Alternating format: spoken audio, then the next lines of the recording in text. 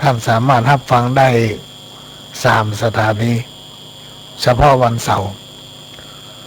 วันอาทิตย์ก็ตั้งแต่บ่ายโมงไปจนถึงบ่าย3 โมงก็ติดตามรับฟังได้ทางสถานีวิทยุแห่งนี้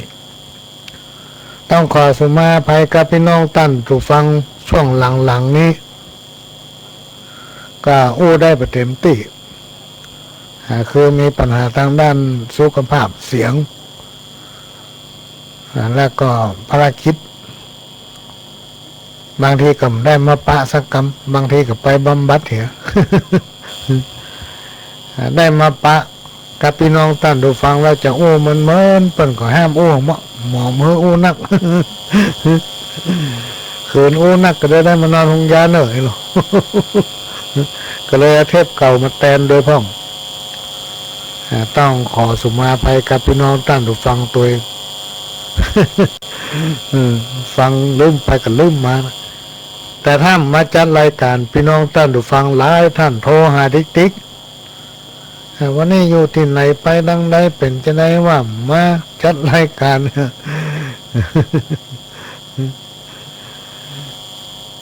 โทรหาติ๊กก็จะเป็นต้องมา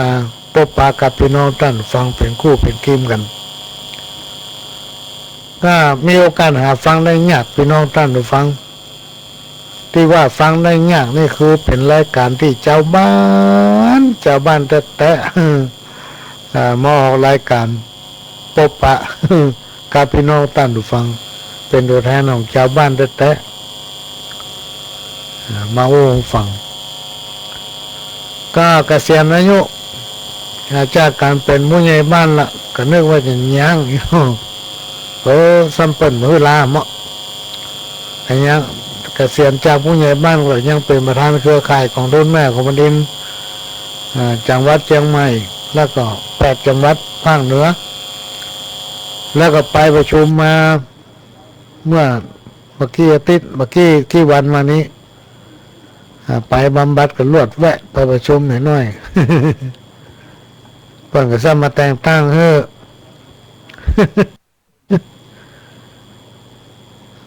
เป็นรองประธานคณะกรรมการศูนย์ประสานงานกองทุนแม่ของแผ่นดินแห่งชาติซ้ำยกเอาขึ้นไปเป็นระดับประเทศ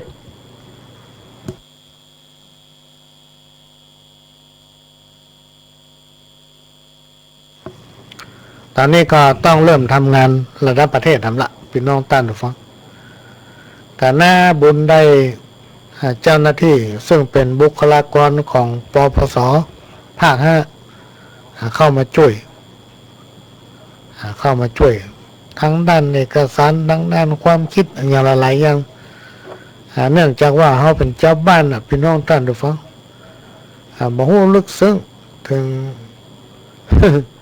อย่างไรอย่างแต่เขาคิดได้เราสามารถทำได้เพราะเขาเป็นเจ้าบ้านและส่วนราชการโดยเฉพาะสำนักงานปปส.ทุกภาคพี่น้องท่านผู้ฟังเพิ่นก็จะมีตัวแทนงานก็คือเป็นราษฎรเนี่ยเป็นห้องว่าเครือข่ายภาคประชาชนเข้าไปร่วมทำงานมีบทบาทหลายอย่างหลายประการตามมติก็จะมีการประชุมกันทุกเดือนว่าเดือนนี้จะแง่ยังแล้วก็มีการวางแผนงานประจำปีว่าปีนี้จะทำอย่างปีหน้าจะทำอย่างรายงานไปทางส่วนกลางอย่างภาคเหนือตอนบนนี้วันที่19 31ก็จะมีการอบรมวิทยากรกระบวนการโดยให้แต่ละจังหวัดส่งตัวแทนมาก็แล้วแต่ท่านจะส่งมาซึ่งตามเป้าเราก็จะเอาจังหวัดละ3 คน 4 คนเนี่ยพี่น้องท่านฟังรวมไปถึงศูนย์เรียนรู้แต่ละจังหวัดสำนักงานพัฒนาชุมชนแต่ละจังหวัดเจ้าหน้าที่บุคลากรของปปส.เนาะแล้วก็คณะกรรมการเครือข่ายถึง8 จังหวัดก็จะต้องมาร่วมในกิจกรรมนี้ก็จะจัดขึ้นที่เชียงใหม่เฮา ในวันที่19-21ที่ถึงนี้หลังจากนั้นก็จะมีการประชุมสัญจรไปที่จังหวัดลำปางยังกำหนดวันไปได้เตี้ยว่าจะไปลำปางวันที่ยังก็เดี๋ยวถ้ากำหนดวันได้แล้วก็จะแจ้งให้พี่น้องตามลำปางได้รับทราบได้รับรู้เขาจะได้ไปกินน้ำพริกพังนึ่งด้วยกัน น้ำพริกข่าพังนึ่งพักละนึ่ง ดอกอย่างที่มันอยู่ต่ำป่าเพื่อนำมานึ่งโอ้ลำพักนึ่งเนี่ยพี่น้องท่านดูฟังครูบาอาจารย์เป่าแม่คนเฒ่าคนแก่ผลว่าวิตามินมันนี่เอถึงแซด ถ้าใครได้กินพักนึ่งถ้าเอาไปต้มนี่มันเป็นลายอะไรลูกวิตามินมันออกไปละเนี่ย นี่ก็จะไปลำปางก็คิดว่าน่าจะเป็นต้นเดือนหน้านี้ต้นเดือนหรือว่าปลายเดือนเนี่ยปลายเดือนมิถุนาไปถึงระหว่างค่ำกึ่งครับกรกฎาเนี่ยมันต้องเร่งพี่น้องท่านฟังเพราะว่าตอนนี้กำลังอยู่ในช่วงการเตรียมหมู่บ้านต้นกล้าของทุนแม่ของแผ่นดินเพื่อจะเดินทางไปรับพระราชทานเงินขวัญถุงของทุนแม่ของแผ่นดินที่กรุงเทพมหานครโดยจะเดินทางกันวันที่11 12 13 14นะไปอยู่ที่กรุงเทพไปอบรมเตรียมความพร้อมเนาะไปดูสถานที่ไปจัดนิทรรศการปีนี้ได้รับเกียรติจากพี่น้องจังหวัดพะเยาบ้านพระเจ้านั่งดินจะไปจัดนิทรรศการเป็นตัวแทนของภาคเหนือตอนบนนี่เป็นเรื่องของปีนี้หลังจากนั้นพี่น้องท่านได้ฟังในเดือนกันยายน ช่วงวันที่11 12 13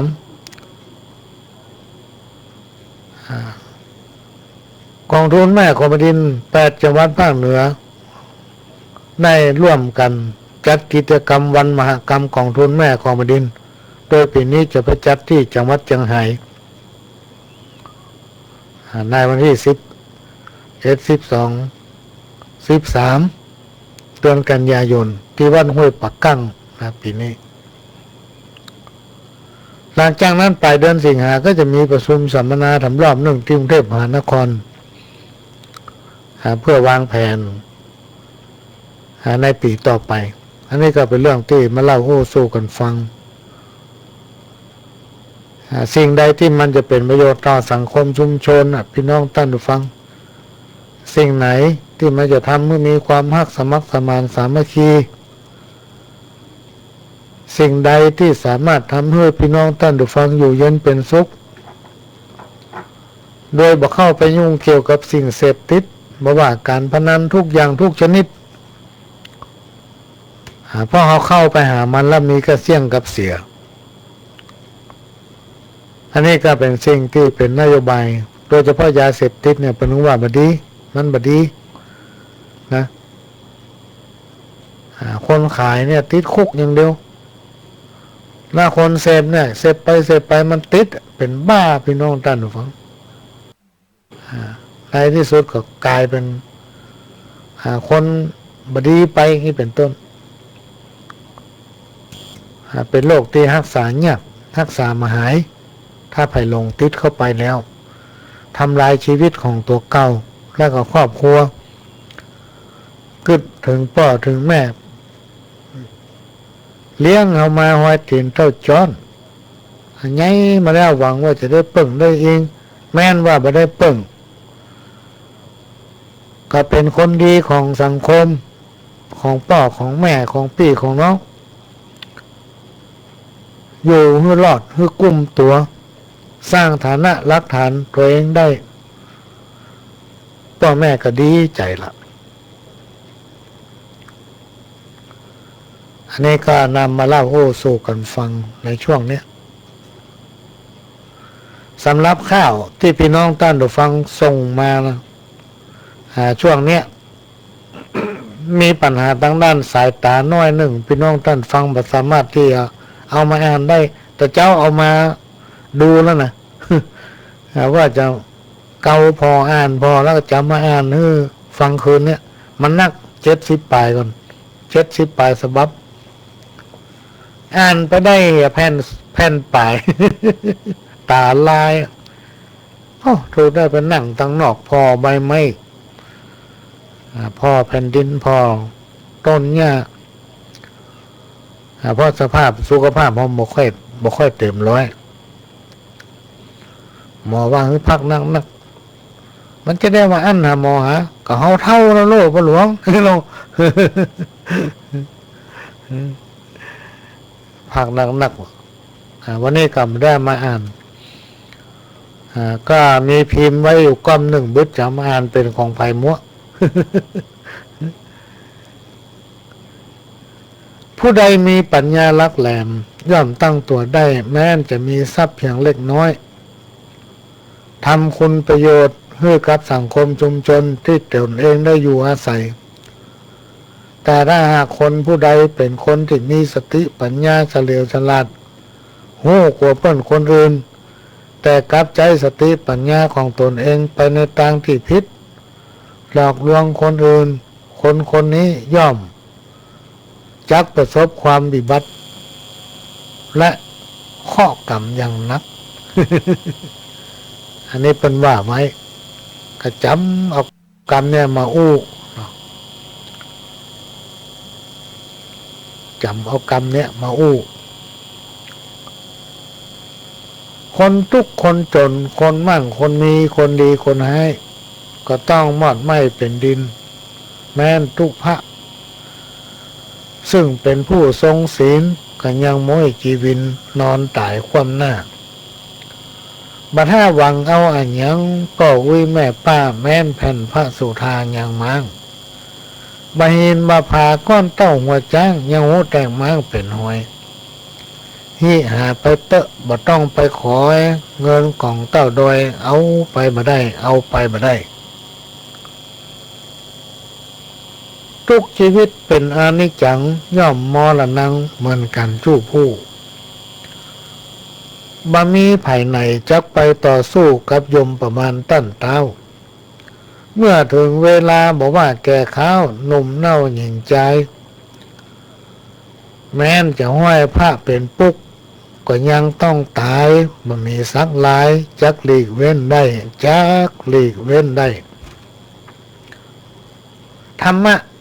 หรือว่าหลักธรรมอันเป็นคำสั่งสอนขององค์พระสัมมาสัมพุทธเจ้าสอนให้คนมนุษย์เฮารู้จักประพฤติปฏิบัติตนในทางที่ดีในชีวิตประจำวันเพราะว่าชีวิตของคนเฮาทุกวันนี้พี่น้องท่านผู้ฟังจะต้องหนีบ่พ้นเรื่องสุขเรื่องทุกข์เรื่องโชคดีโชคให้รวมมาถึงปัญหา108หลักของคำสอนในทางพระพุทธศาสนาตั้นกล่าวไว้ว่าต้องรู้จักตนเองและเตรียมใจไว้ให้พร้อมหรือว่าตั้งสติไว้ให้ดีทุกเมื่อผู้ใดมีสติที่มั่นคงบ่หวั่นไหวย่อมจักพ้นจากภัยทั้งมวลคนผู้ใดตกอยู่ในอำนาจของราคะตัณหามักจะลืมตัวลืมตนแม้นจะฉลาดชักเพียงใดก็อาจกลายเป็นคนโง่ได้พระพุทธองค์ท่านทรงคิดค้นหลักการรวมถึงวิธีการต่อสู้กับเหตุการณ์ที่จะเกิดขึ้นกับชีวิตของคนเราโดยบัญญัติเป็นหลักธรรมบทต่างๆไว้เพื่อเป็นแนวทางให้หมู่เฮาทั้งหลายยึดเป็นแนวทางแห่งการดำรงชีวิตถ้าเฮาทำดีก็ย่อมจะได้ดีถ้าเฮาทำชั่วก็ย่อมจะได้ความชั่วกำข้าวที่เป็นว่าสังคมไทยของเฮานั้นเปลี่ยนไปนักล้ำจากไงเป็นความทำใจยากนักหนาทุกครอบครัวต่างก็มีปัญหาแทบจนปัญญาจะตัวต่ำเจ้าแต่ก่อนหนหลังฟังจากคนเฒ่าเล่าไว้เปิ้นเลี้ยงลูกหลานกันเอาไว้ใจฝากผีฝากไข่ทีลุน พ่อแม่แก่ข้าวลูกเต้าอุดหนุนทดแทนบุญคุณผู้บังเกิดเก่าครอบครัวหนึ่งมีลูก8-9เปิ้นบ่เอาขว้างละเลี้ยงใหญ่คู่คนอดทนมันนะก้อยเนี่ยก้อยสร้างฝ่าฟันเข้าบทเข้าอดบ่ฮู้จักกันใหญ่ได้ถึงวันย้อนเข้ากับกุ้ยผ้าตากหลังคามาม่ำใส่ถ้วยป้อนลูกไปตวยค่ำเจ้านมผงนมมีบ่มีแต่เล้าเลี้ยงนมจากเต้ามารดาลูกก็อ้วนท้วนบ่มีปัญหาได้สักขวบกากระปิดนมได้ข้าวน้ำพริกเกลือตั้งเหนือตั้งใต้หาเลี้ยงกินได้อิ่มท้องถ้าพี่มันมีก็ฮือพี่เลี้ยงน้องอยู่ตามหอห้องเฮือนจันกันใหญ่มาแล้วช่วยกันเนี่ยการตามความจำนานไผ่มันและเจ้าอย่างลูกแม่ยิงตั้งน้ำต่ำเข้าเนี่ยการเบาบ่ฮ้อนส่วนลูกป้อใจกำไถแบ่งงอนไถดินเป็นก้อนตัวควายคนแต่ก่อนนั้นไผ่มีลูกหลายก็จักสบายเมื่อยามแก่เท่าเนี่ยการบ่ไหว้ลูกเต้าก็เปลี่ยนกันเฝ้าดูแล อันเนี้ยพี่น้องท่านผู้ฟังเปิ้นเปรียบเตรียมไว้ว่าคนสมัยก่อนกับคนในยุคปัจจุบันเนี่ยมันแตกต่างกันอย่างไรปัจจุบันสังคมชุมชนหมู่บ้านมีการพัฒนาเปลี่ยนไปรุ่นหน้านักขนาดเลยจนแทบว่าเขาจะปรับตัวโดยหมดนั้นพริกบ้านเหนือเกลือบ้านใต้สิ่งเหล่านี้เริ่มหายไปความมีน้ำใจโอบอ้อมอารีซึ่งกันและกันก็หายากหายไปยิ่งถ้าเอาตั้งหลายป้ากันเฉยเนี่ยถือว่าไม่ใช่เรื่องของเขาอนาคตลูกหลานเขาจะอยู่กันอย่างไรประเพณีวัฒนธรรมหีบเก่าห้อยเดิมจนผู้ญาติตายายก็จะสูญหายไปตัวเนี่ยสมัยก่อน20 ปีที่ผ่านมาเนี่ยลูกมาเมื่อเจ้านึ่งข้าวอุ่นแกงเปียกน้ำพริกแดงมาแบ่งใส่ถ้วยยอดพักฟักแปงบะแตงหยวกกล้วยจิ้นทอดแถมตัวดาไว้พ่อแม่หลานกินกันพร้อมไส้ลวดอู้กันได้การงานอบอุ่นดีแต่พ่อแม่ลูกหลานอู้กันสำราญกินหวานตาลต้อมกินหวานตาลต้อม20 ปีผ่านมานี่บ่ได้พี่น้องท่านผู้ฟังปัจจุบันบ่ค่อยได้นั่งกินข้าวด้วยกันละเพราะต่างคนต่างก็ต้องไปแยกการทำงานไปเจ้าว่าหากินเขาตั้งหน้าบางทีบางบ้านบางหลังแทบจะไม่ได้นึ่งข้าวเป่าไฟ เดือดร้อนไปเบียผีเจ้าตี้เดือดร้อนไปเบียผีพญามื้อนึงไม่ได้กิน ไว้เข้าไว้น้ำนี่ก็เป็นเรื่องที่มาเล่าสู้กันฟังในโอกาสที่เราเกิดเป็นคนเนี่ยพี่น้องท่านผู้ฟังก็ทำบุญกันไปตามกำลังของเราเปิ้นว่าทำบุญกันเตอะมันบ่เสียหลายจังได้สบายในวันตั้งหน้าสั่งสมเอาไว้บ่ได้สูญหายตกปังไปโลนจักจุ่มเย็นสุขกายสุขใจบ่น้อยปัญญาเป่งว่าหิหาบคัดสนหมดทุกข์กังบนกุศลเติมแท่งกุศลเติมแท่งโบราณได้กล่าวไว้ว่าอย่าทำใจฮ้อนจะไปฟังเพราะมันจะทำมือฮ้อนใจภายหลังและถ้าเราเป็นคนมักง่ายก็จะมีความวุ่นวายตามมาถ้าเราเป็นคนหันแก่กินจะถูกดูหมิ่นเหยียดหยามถ้าอู้ไปเลยจะเสื่อมถอยความนับถือถ้าทำตัวสบายเมื่อหนุ่มจะกุ้มใจเมื่อยามแก่คนที่มารักษาเวลาคือคนที่ฆ่าตัวเองบ่มีอันยังเป็นของเฮาแม้นแต่ตัวเฮาเองยังบ่ใช่ตัวเฮาทุกอย่างเอาไปมันได้สร้างอย่างตายแล้วผ้าติดเนื้อเสื้อติดตัวแม้นแต่ร่างกายของเฮาอย่าไปตัวบ่ได้โดนเผาหมด อันนี้ก็เพิ่นเปรียบไว้โกรธคนอื่น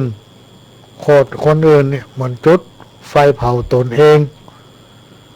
ถ้าทำตัวแข่งกับสังคมความล่มจมก็จะโตยมาถ้าทำงานหันแก่หน้าก็จะพบปะกับปัญหาเลยไปและถ้าคนใดทำตัวเป็นคนที่เห็นแก่ได้ก็จะหวังน้ำใจจากเพื่อนฝูงเป็นผู้นำบ่มีความกล้าจะเนี่ยจะทำมันยังก็กลัวจะทำมันยังก็ไม่สำเร็จคนประเภทนี้ถ้ากล้าเกินงามก็มักจะประสบความเดือดร้อนถ้าบ่น้อมนำเอาพระราชดำริด้านปรัชญาเศรษฐกิจพอเพียงเข้ามาใช้ก็จะไม่นี่เป็นสินตลอดกาลมัวเอาแต่สนุกสนานก็จะพบปะกับความทุกข์อย่างมหันต์คนเฮาเนี่ยพี่น้องท่านผู้ฟังถ้าเราขาดความยั้งคิดชีวิตก็จะหมดความหมายถ้าผู้ใดเป็นคนที่มีความพอดีในอนาคตจะเป็นเศรษฐีในเรือนยาจก หรือว่าในเรือนคนยากถ้ามีแต่ความงกเอาของเปิ้น ก็จะเป็นยาจกในเรือนเศรษฐีคนผู้ใดที่มีจิตใจงามมีเมตตาก็จะมีญาติมีมิตรตัวบ้านตัวเมืองแต่มันมีจุดเสียอย่างถ้ามีเมตตาเกินไปนะคนพาลก็จะนักอะหมอ อุปนิสัยของคนเนี่ยพี่น้องท่านผู้ฟังคนเฮาเนี่ยก็ต้องตองให้ดีถ้าเราคบกับไผผู้ใดฮู้จักกับไผเคารพนับถือไผผู้ใดเขาเข้าคุกคีกับไผเขาจะฮู้จักคนนั้นดี ว่าเปิ้นเป็นคนอย่างใดเนาะ ถ้าเอาไปคุกคีกับคนพาลเราจะฮู้จักอุปนิสัยของคนพาลเอาไปคบกับคนที่เปิ้นดีๆเขาก็จักฮู้จักนิสัยอุปนิสัยการปฏิบัติความประพฤติของเปิ้นที่เป็นคนดี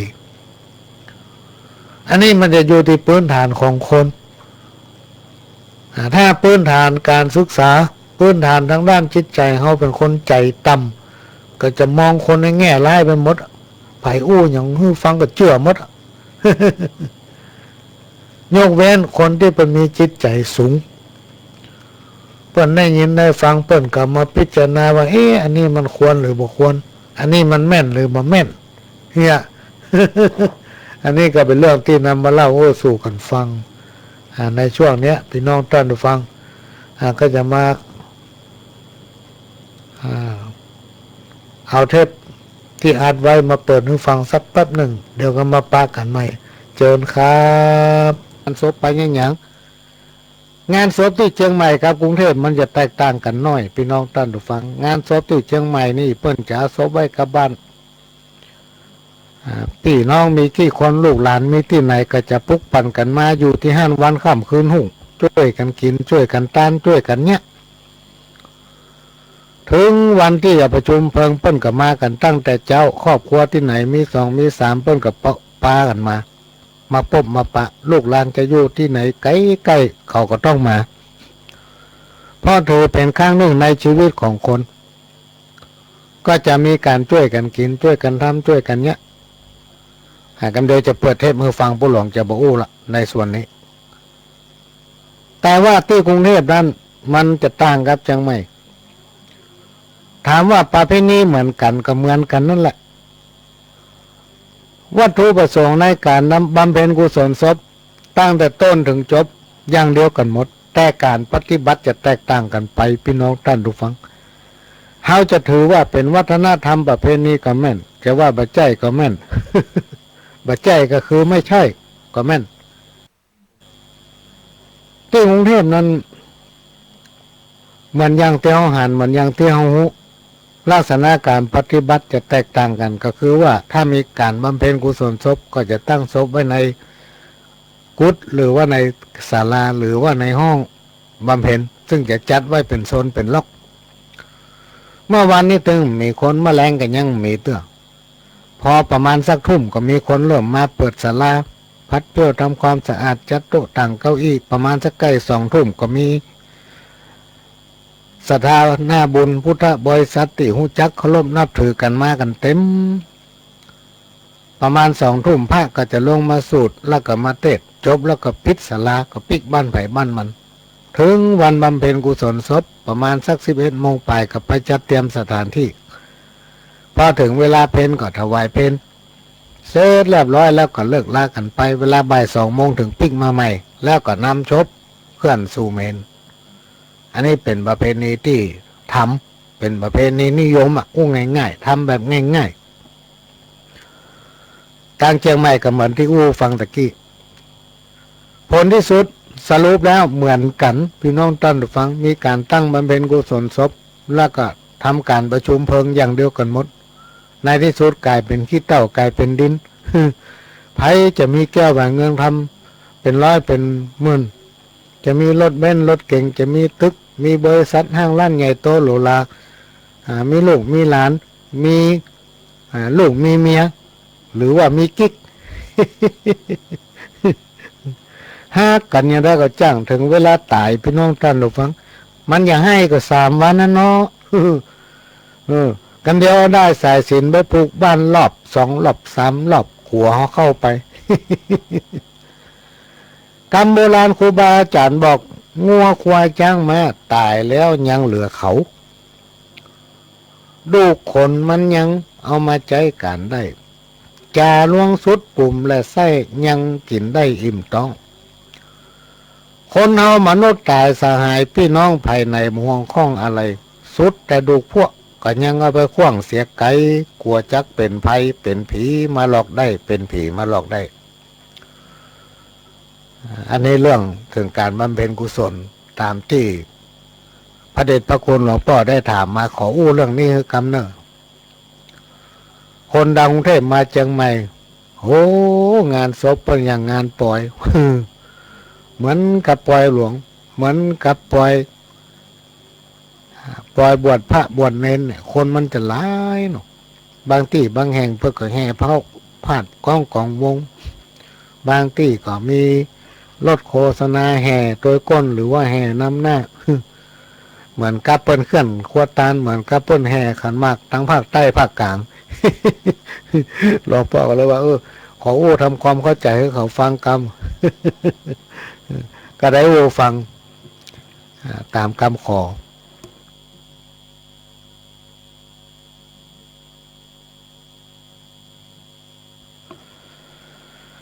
พี่น้องศรัทธาเครือข่ายสายญาติธรรมพุทธบริษัททั้งหลายการฟังทางวิทยุสถานีวิทยุพระพุทธศาสนาแห่งชาติขึ้นเพื่อการศึกษาพระพุทธศาสนาและวัฒนธรรมของวัดฝ่ายหินซึ่งเป็นเครือข่ายของสถานีวิทยุพระพุทธศาสนาแห่งชาติที่มีคลื่นสัญญาณเผยแพร่ไปทั่วตามเครือข่ายต่างๆบางรายการก็จะถ่ายทอดรายการนั้นสู่แม่ข่ายแล้วก็ส่งสัญญาณไปทั่วประเทศแต่บางรายการโดยเฉพาะรายการของพ่อหลวงหรือว่ารายการของท่านอื่นๆที่เพิ่นมาจัดจะมีเป็นบางครั้งที่จะได้ส่งสัญญาณเผยแพร่ไปสู่พี่น้องท่านผู้ฟังต่างแดนหรือว่าโดยทั่วไปจะฟังทางเว็บก็ได้ทางเฟซก็ได้ฟังทางวิทยุก็ได้ตามความสะดวกบางทีมันก็ชัดเจนบางทีมันก็ไม่ชัดเจนมันอยู่ที่ดินฟ้าอากาศยิ่งตอนนี้ตะกี้นี่ได้รับแจ้งข่าวจากทางไลน์ว่าแถวพิษณุโลกตั้งแต่พิษณุโลกไปถึงอยุธยาสิงห์บุรีแถวนนทบุรีนี่อากาศมันปิดตอนนี้เพราะฉะนั้นเสียงอาจจะขาดหายไปป้องแต่เฮาก็ได้ปะได้พบกันละ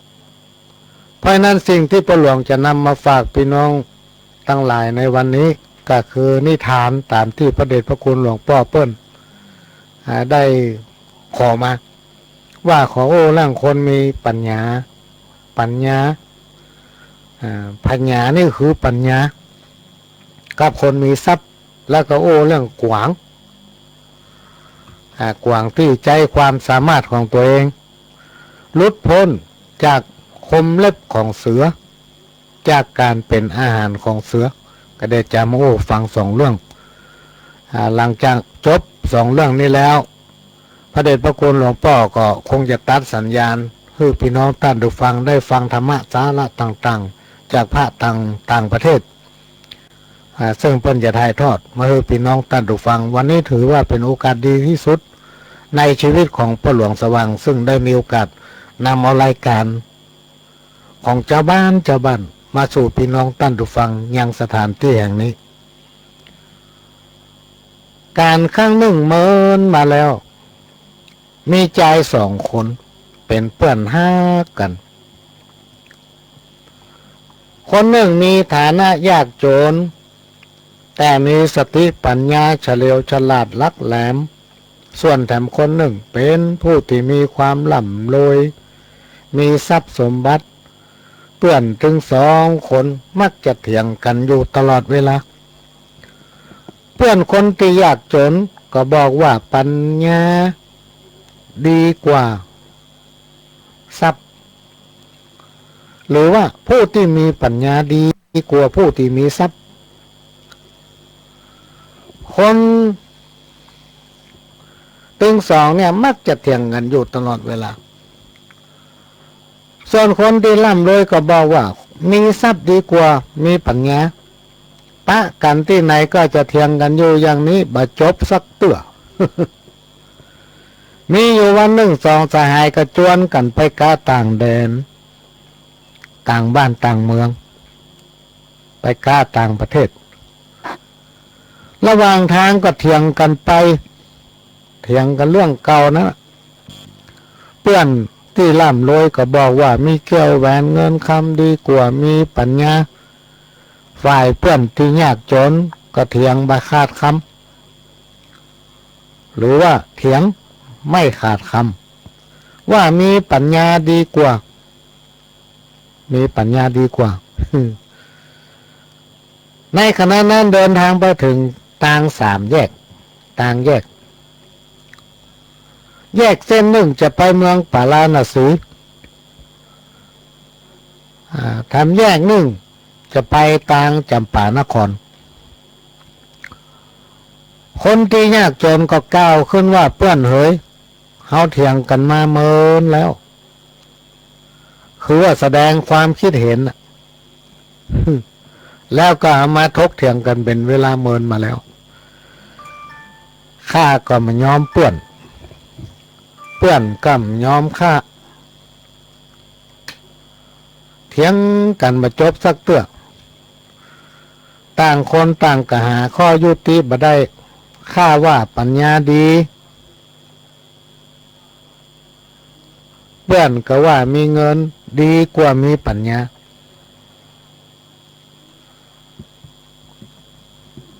เอาอย่างนี้ก็แล้วกันต่างคนต่างตกลงกันบ่ได้เพื่อนก็ว่าของเพื่อนดีข้าก็ว่าของข้าดีเอาอย่างนี้อันนี้เป็นต่างแยกเฮาไปหาไม้ใหญ่ๆมาปักหมายไว้นี่ หมายไว้ที่สามแยกเนี่ยแล้วเฮาก็แยกทางกันเดินทางไปเรียกว่าไปหาประสบการณ์พอครบปีแล้วเฮามาปะกันนี่มาปะกันตรงเนี้ยสมมติว่าวันนี้วันที่1 ปี 2559 เดือนตุลาคมเนาะวันที่1 เดือนตุลาคมปี 2560เขาต้องมาปะกันนี่ถ้าไผมาก่อนเขาอยู่นี่หรอกันนี้เขาจะรู้แล้วว่าเพื่อนมีทรัพย์เขามีปัญญาพ่อว่าไผจะดีกว่ากันในปีนี้เนาะเมื่อเพื่อนถึงสองคนตกลงกันแล้วก็แยกทางกันไป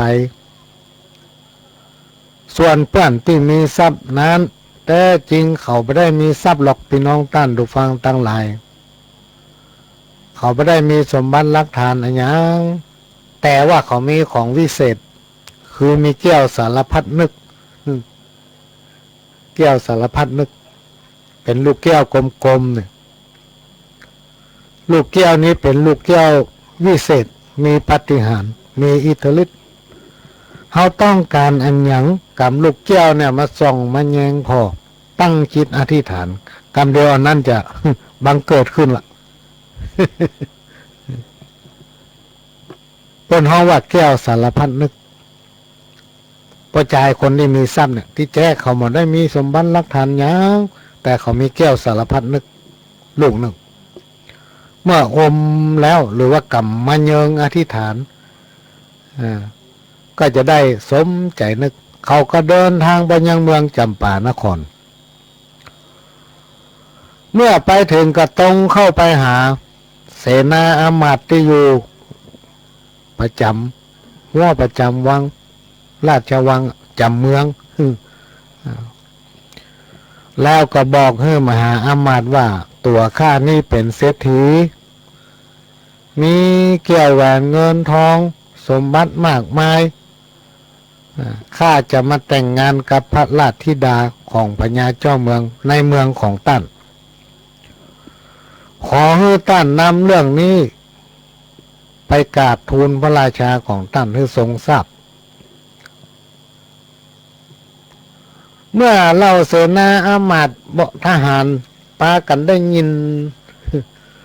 เสียงผู้ชายหนุ่ม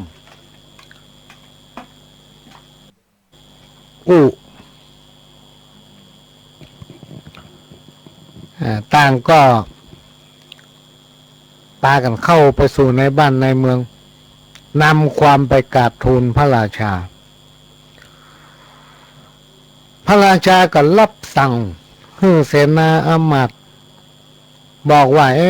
ข้าจะทำอย่างใดดีจะทำอย่างใดดีเพราะว่าเมื่อตะกี้เนี่ยข้าก็ตอบปฏิเสธลูกของท่านมหาเศรษฐีในเมืองของเฮาไปตะกี้นี่บ่ได้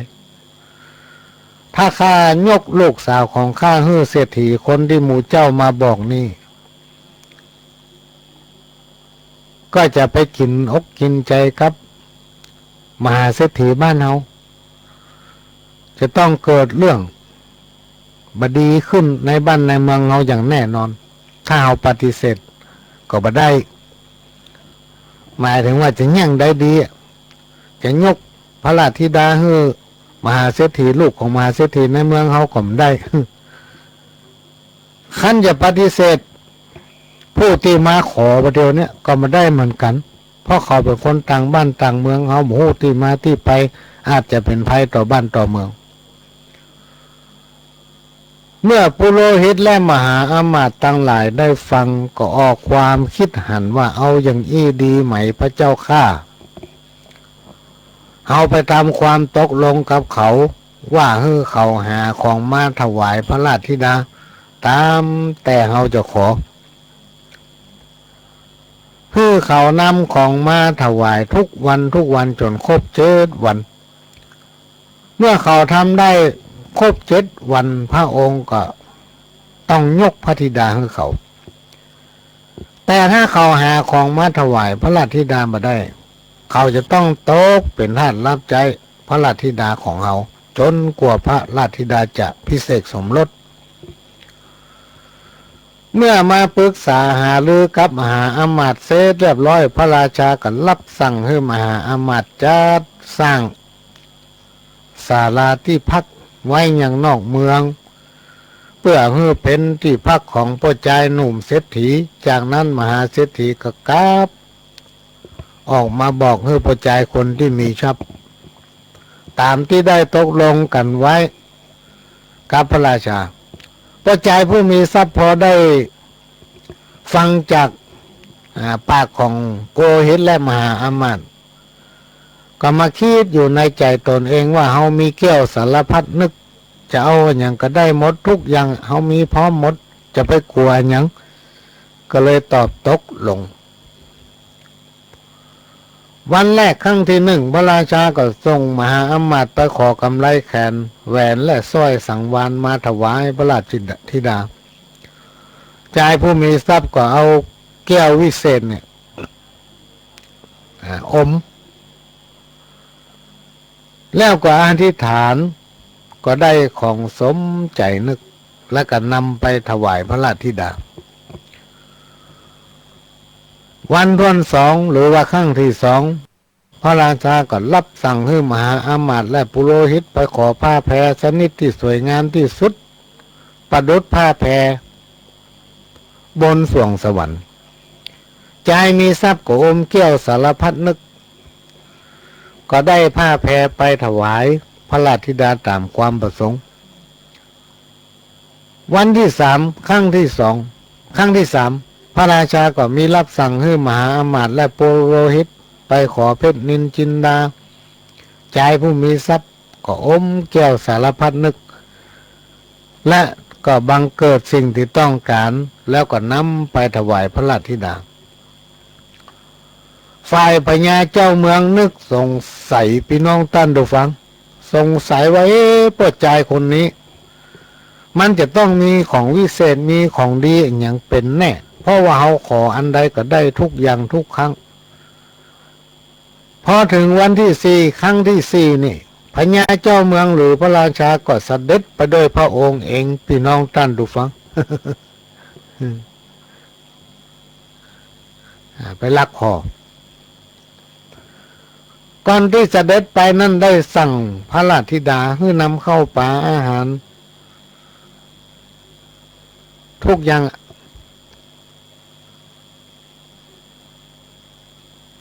เอาไปเลี้ยงพ่อชายคนมีทรัพย์เมื่อกินเข้าไปได้ที่ได้ตังพระราชธิดาก็ลอกถามเอาความจริงว่าพระราชาหรือพญาเจ้าเมืองเนี่ยได้สั่งอันยังกูยังเจ้าก็มีไปถวายหมดแล้วเปิ้นก็ข้องใจว่าเจ้าเนี่ยจะฮักเขาแต่ก็เกิดได้อยู่กินกับกันเจ้าจะเลี้ยงเขาได้ก็จะดูแลเขาได้ก็หรือว่าเจ้ามีของวิเศษอันหยังเป็นหลักฐานที่แสดงว่าเจ้าจะขอพิเศษสมรสกับเขาคนเฮาเวลามันดื่มสุรายาเมาเนี่ยพี่น้องท่านดูฟังมันลืมตัวก็เลยอวดตัวเก่าล่ะเผออู้ตอบพระราชธิดายังภาคภูมิใจซึ่งตอนนั้นพญาเจ้าเมืองหรือพระราชาก็ลักมาแอบฟังโอ้เจ้าหญิงมาต้องทรงวิตกถ้าเจ้าหญิงได้อภิเษกสมรสกับข้าเจ้านี่เจ้าหญิงจะทรงเป็นพระราชธิดาที่มั่งคั่งที่สุดในโลกเจ้าหญิงอยากจะได้อันหยังก็จะได้อันนั้นสมใจทุกอย่างเพราะว่าตัวข้าเนี่ยมีเกี้ยวสารพัดนึก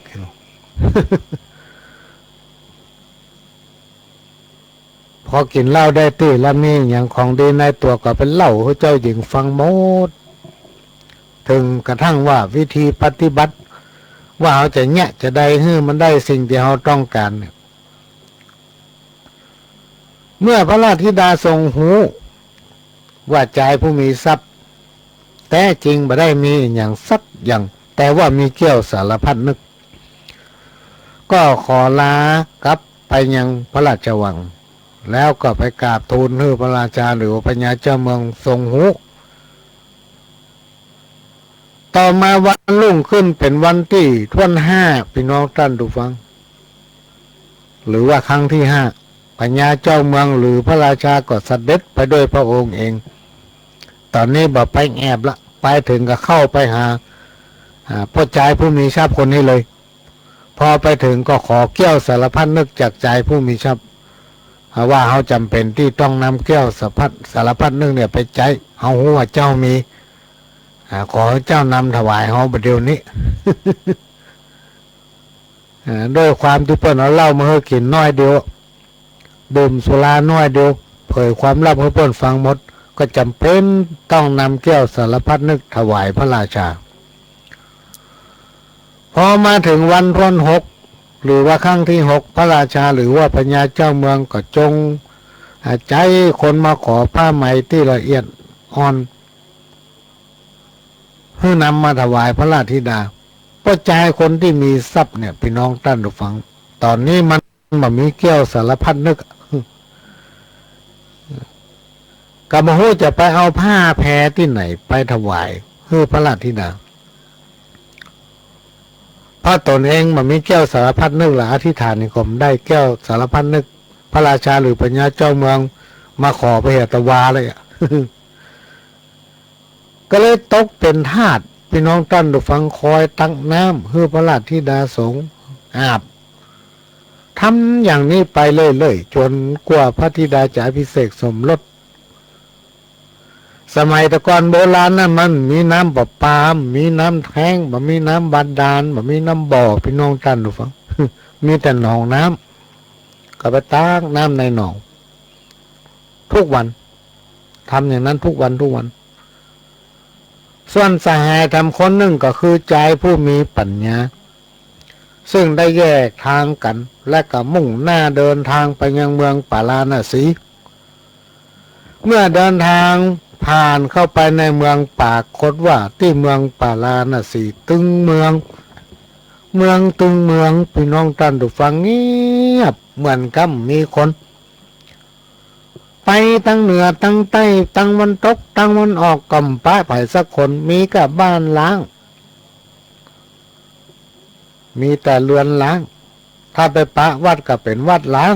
ปราศจากผู้คนบ่มีพระบ่มีเนน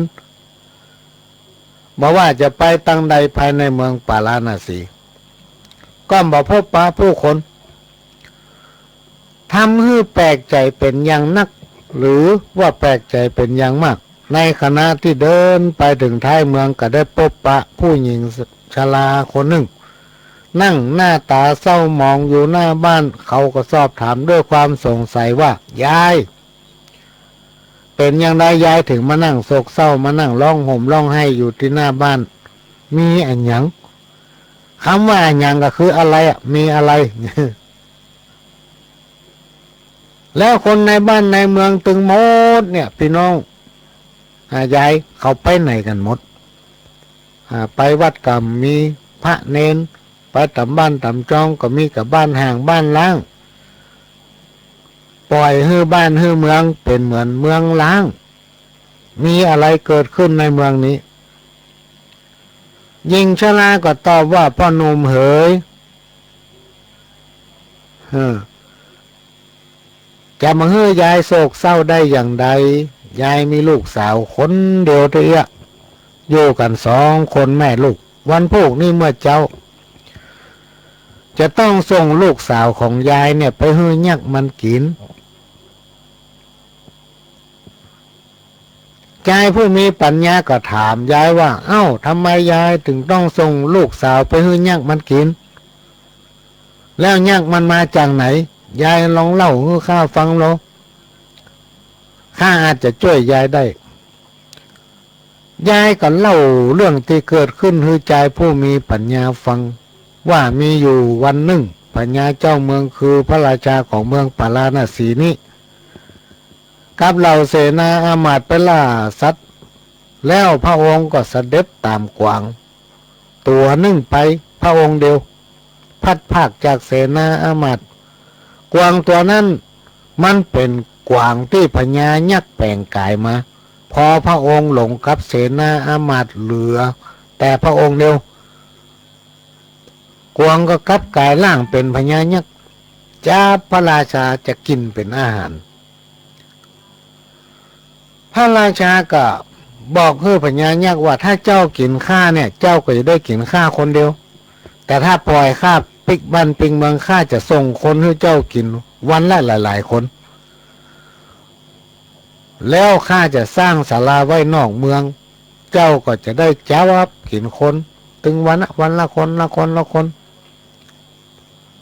จากวันนั้นจนถึงวันนี้พวกเจ้าบ้านเจ้าเมืองตั้งหลายก็ต้องถูกจับนำส่งไปให้พญายักษ์กินวันละคนเจ้าบ้านเจ้าเมืองที่หนีได้ก็พากันหนีไปอยู่ที่อื่นส่วนยายกับหลานสาวนี่หมูจะไปที่ไหนไปจ้างหนีไปไหนพ่อมีญาติพี่น้องหมูจักไผวันนี้ยายนะครับหนังสือจากพญาเจ้าเมืองหรือพระราชาว่าให้ส่งคนในครอบครัวของยาย ไปฮื้อยักกินยายอยู่กันสองคนกับลูกสาวลูกสาวก็มันยอมฮื้อยายไปลูกสาวจะยอมฮื้อยักกินเองยายหมูจะทำอย่างใดก็เลยมานั่งร้องไห้นี่แหละพ่อหนุ่มเอ๋ยใจผู้มีปัญญาได้ฟังแล้วก็บอกยายโอ้บ่ต้องกลัวยายข้าจะไปฮื้อยักกินแทนลูกสาวของยายเองแต่ยายบ่ต้องบอกคือไผเนอะ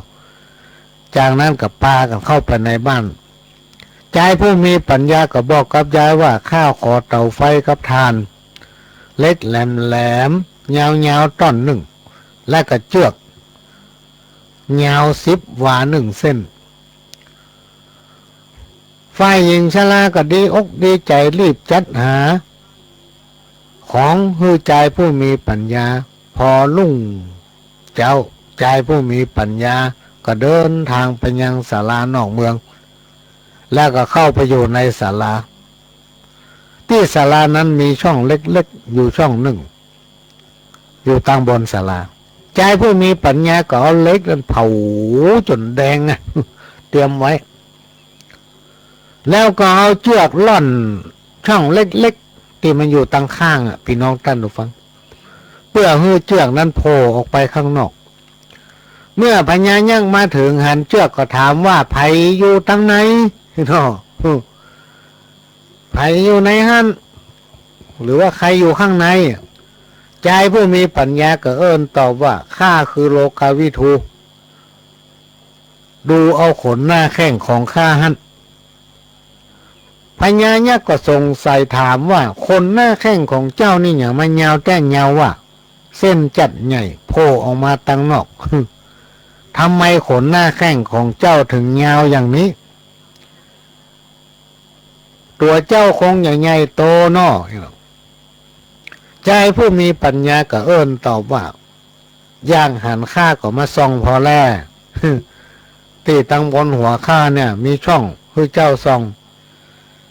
พญายักษ์หลงกลพี่น้องท่านผู้ฟังก็เอาตาของตนเองเนี่ยเป็นแนบกับช่อง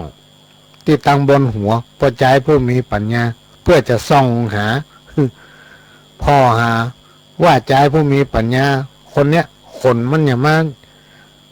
ยาวแต่ยาวว่าพดออกมาแผ่นนอกศาลาเพ่ใครหันว่าตัวมันอย่างใดใหญ่ขนาดไหนก็เอาตาเป็นแนบกับช่องส่องพอ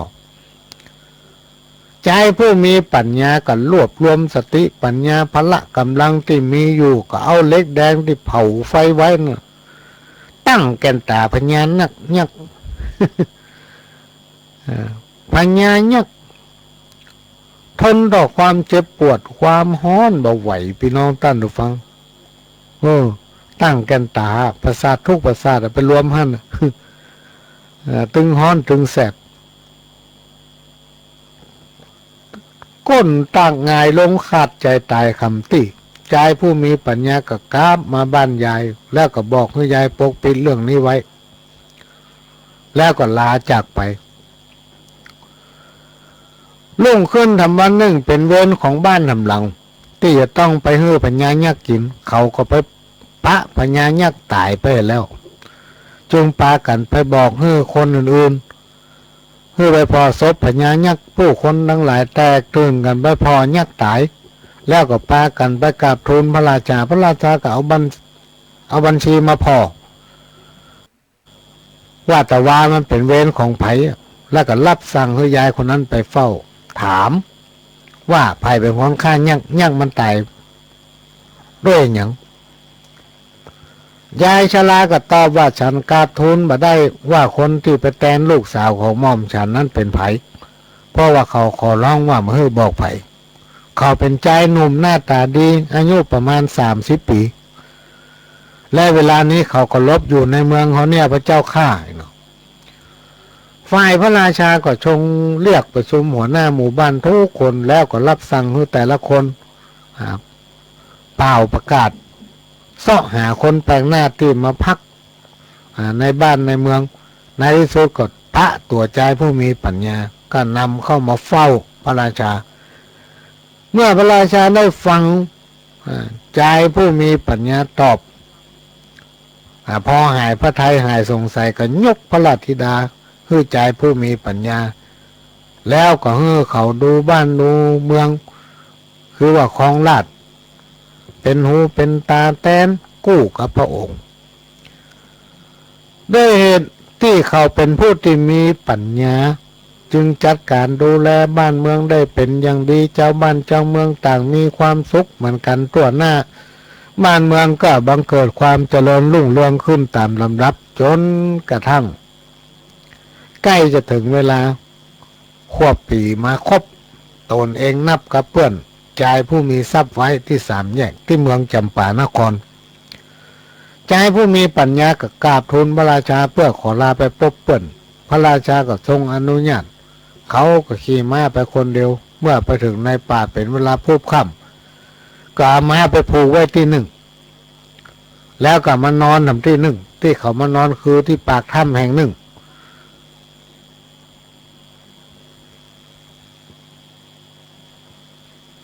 นอนพักอยู่ที่นั่นแล้วก็มาคิดว่าในถ้ำแห่งนี้จะต้องมีอันอย่างเป็นอย่างสักอย่างเป็นแน่เพราะว่าดูแล้วมันมีหอยคนเดินไปเดินมาเหมือนกับมีสัตว์ใหญ่จะเดินเข้าออกอยู่เป็นประจำถึงวันเมื่อคิดได้ก็ปีนขึ้นมานอนบนต้นไม้เอาไม้ไปมัดไว้ที่อื่นเพื่อมาให้สัตว์หรือว่าคนที่อยู่บริเวณนั้นหูนอนอยู่บนป่ายไม้พอค่ำเขาก็หันยักษ์ตนหนึ่งเดินมาที่ถ้ำแห่งนั้นเมื่อมาถึงก็เปิดประตูถ้ำเข้าไปในถ้ำแล้วก็จุงเอาลิงตัวหนึ่งออกมาเด็ดเอาว่านจากฝากหนึ่งที่หน้าถ้ำมาตบหัวลิงก็กลายเป็นเจ้าหญิงที่สวยงามแล้วยักษ์ก็ปาเอาไม่ยิงสาวคนนั้นเข้าไปในถ้ำพอลุ่งเจ้าก็ปาเอาไม่ยิงสาวคนนั้นออกมาจากในถ้ำแล้วก็เก็บเอาว่านทำฟางหนึ่งจากปากถ้ำมาขยี้ตบหัวไม่ยิงคนนั้นยิงคนนั้นก็กลายเป็นลิงแล้วก็เอาลิงไปว่าขังไว้ในถ้ำเหมือนเก่าแล้วยักษ์ก็จากไปใจผู้มีปัญญาเฝ้าดูเหตุการณ์ที่เกิดขึ้นเมื่อหันยักษ์ออกไปจากถ้ำสักกำหนึ่งเขาก็ลงจากต้นไม้แล้วก็มาเก็บเอาว่านดึงสองชนิดไว้ใส่ในถุงย่ำแล้วก็เปิดประตูเอาลิงออกมาแล้วก็เอาว่านตบหัวลิงก็กลายเป็นคนเขาก็ถามว่านางเป็นไผจึงมาอยู่กับยักษ์เจ้าหญิงก็เล่าความเป็นมาเป็นไปให้ใจหนุ่มคนนี้ฟังว่าจำเป็นต้องอยู่อย่างเงี้ยทรมานขนาดขอให้ช่วยข้าเถอะทุกทรมานเหลือเกินใจผู้มีปัญญาก็ตอบว่าตกลงข้าจะช่วยเจ้าแต่ตอนนี้เจ้าจะต้องกลายเป็นลิงก่อนแล้วก็อยู่ในถ้ำรอจนยักษ์มาจะไปให้ยักษ์มันสงสัยเมื่อใจผู้มีปัญญา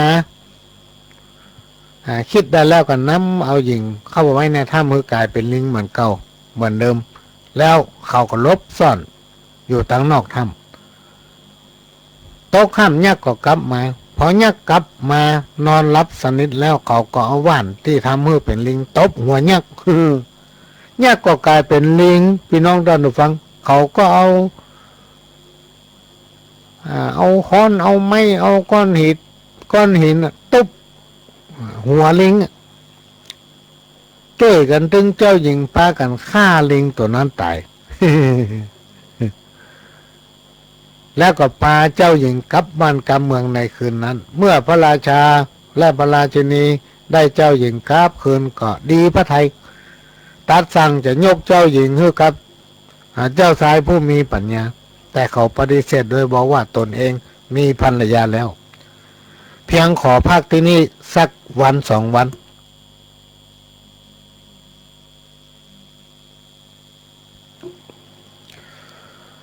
เมื่อพระราชากับพระราชินีบัดสามารถที่คัด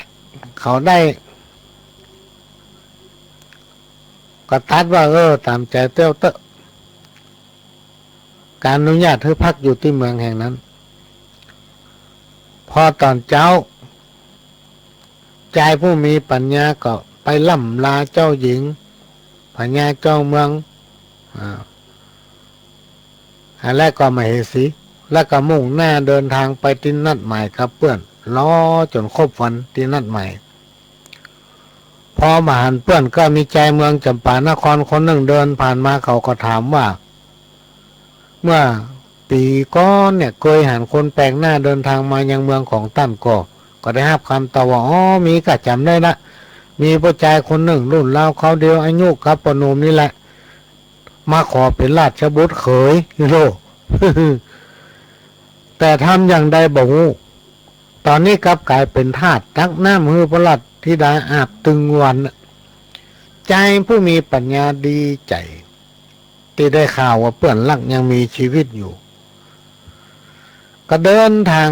เข้าเมืองจำปานครแอบไปหาเปื้อนที่กำลังตากน้ำเมื่อเปื้อนกับเปื้อนมาปะกันแล้วใจผู้มีทรัพย์ก็เล่าเรื่องถึงหมดฮือเปื้อนผู้มีปัญญาฟังเปื้อนผู้มีปัญญาก็เอาว่านที่ทำมือเป็นลิงขยี้ใส่น้ำที่เปื้อนตักแล้วก็บอกฮือเปื้อนว่าเปื้อนเหยเฮือน้ำเนี่ยไปฮือพระราชธิดาอาบเมื่อนางอาบแล้วนางจะกลายเป็นลิงแล้วใจผู้มีปัญญาก็ทรงว่านที่ทำให้ลิงกลายเป็นคนฮือเปื้อนผู้มีทรัพย์เก็บซ่อนไว้เมื่อพระราชาประกาศหาคนมารักษาพระราชธิดาตั้นจงรักษาโดยเอาว่านในรูปหัวลิงก็จะกลายเป็นคนแต่อย่าลืมต้องฮือพระราชาสัญญาว่าจะคืนแก้วสารพัดนึกฮือเปื้อนและยกพระธิดาฮือตุยจากนั้นใจผู้มีทรัพย์ก็เอาน้ำไปฮือพระราชธิดาส่งพี่น้องตั้นฟังพอพระราชธิดาส่งน้ำกลายเป็นลิง โอ้โหกำนันเกิดโกลาหลกันทั้งเมืองพระราชาประกาศหาคนมารักษาฮือพระราชธิดากลับกลายเป็นคนดั้งเดิมชายผู้มีทรัพย์ก็เข้าไปกราบทูลพระราชาว่าข้าพระองค์จะขอรักษาแต่ข้าพระองค์ขอให้พระราชาในสัญญาว่าจะคืนแก้วสารพัดนึงให้กับข้าพร้อมกับยกพระราชธิดาให้ข้า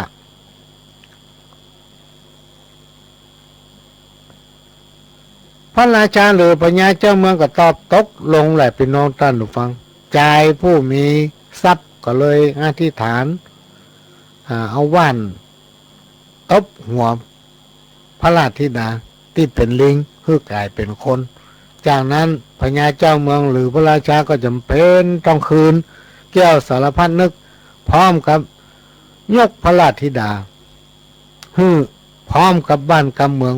ใจผู้มีทรัพย์ได้เสวยได้ปกครองเมืองตั้งแต่วันนั้นเป็นต้นมาจบไปเรื่องหนึ่งละ ก็ขอนมัสการพระเดชพระคุณได้อธิบายเสริมสถาตายกตายิกาบาทุกบาสิกาได้เข้าใจ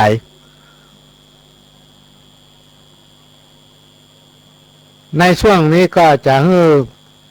พี่น้องตัน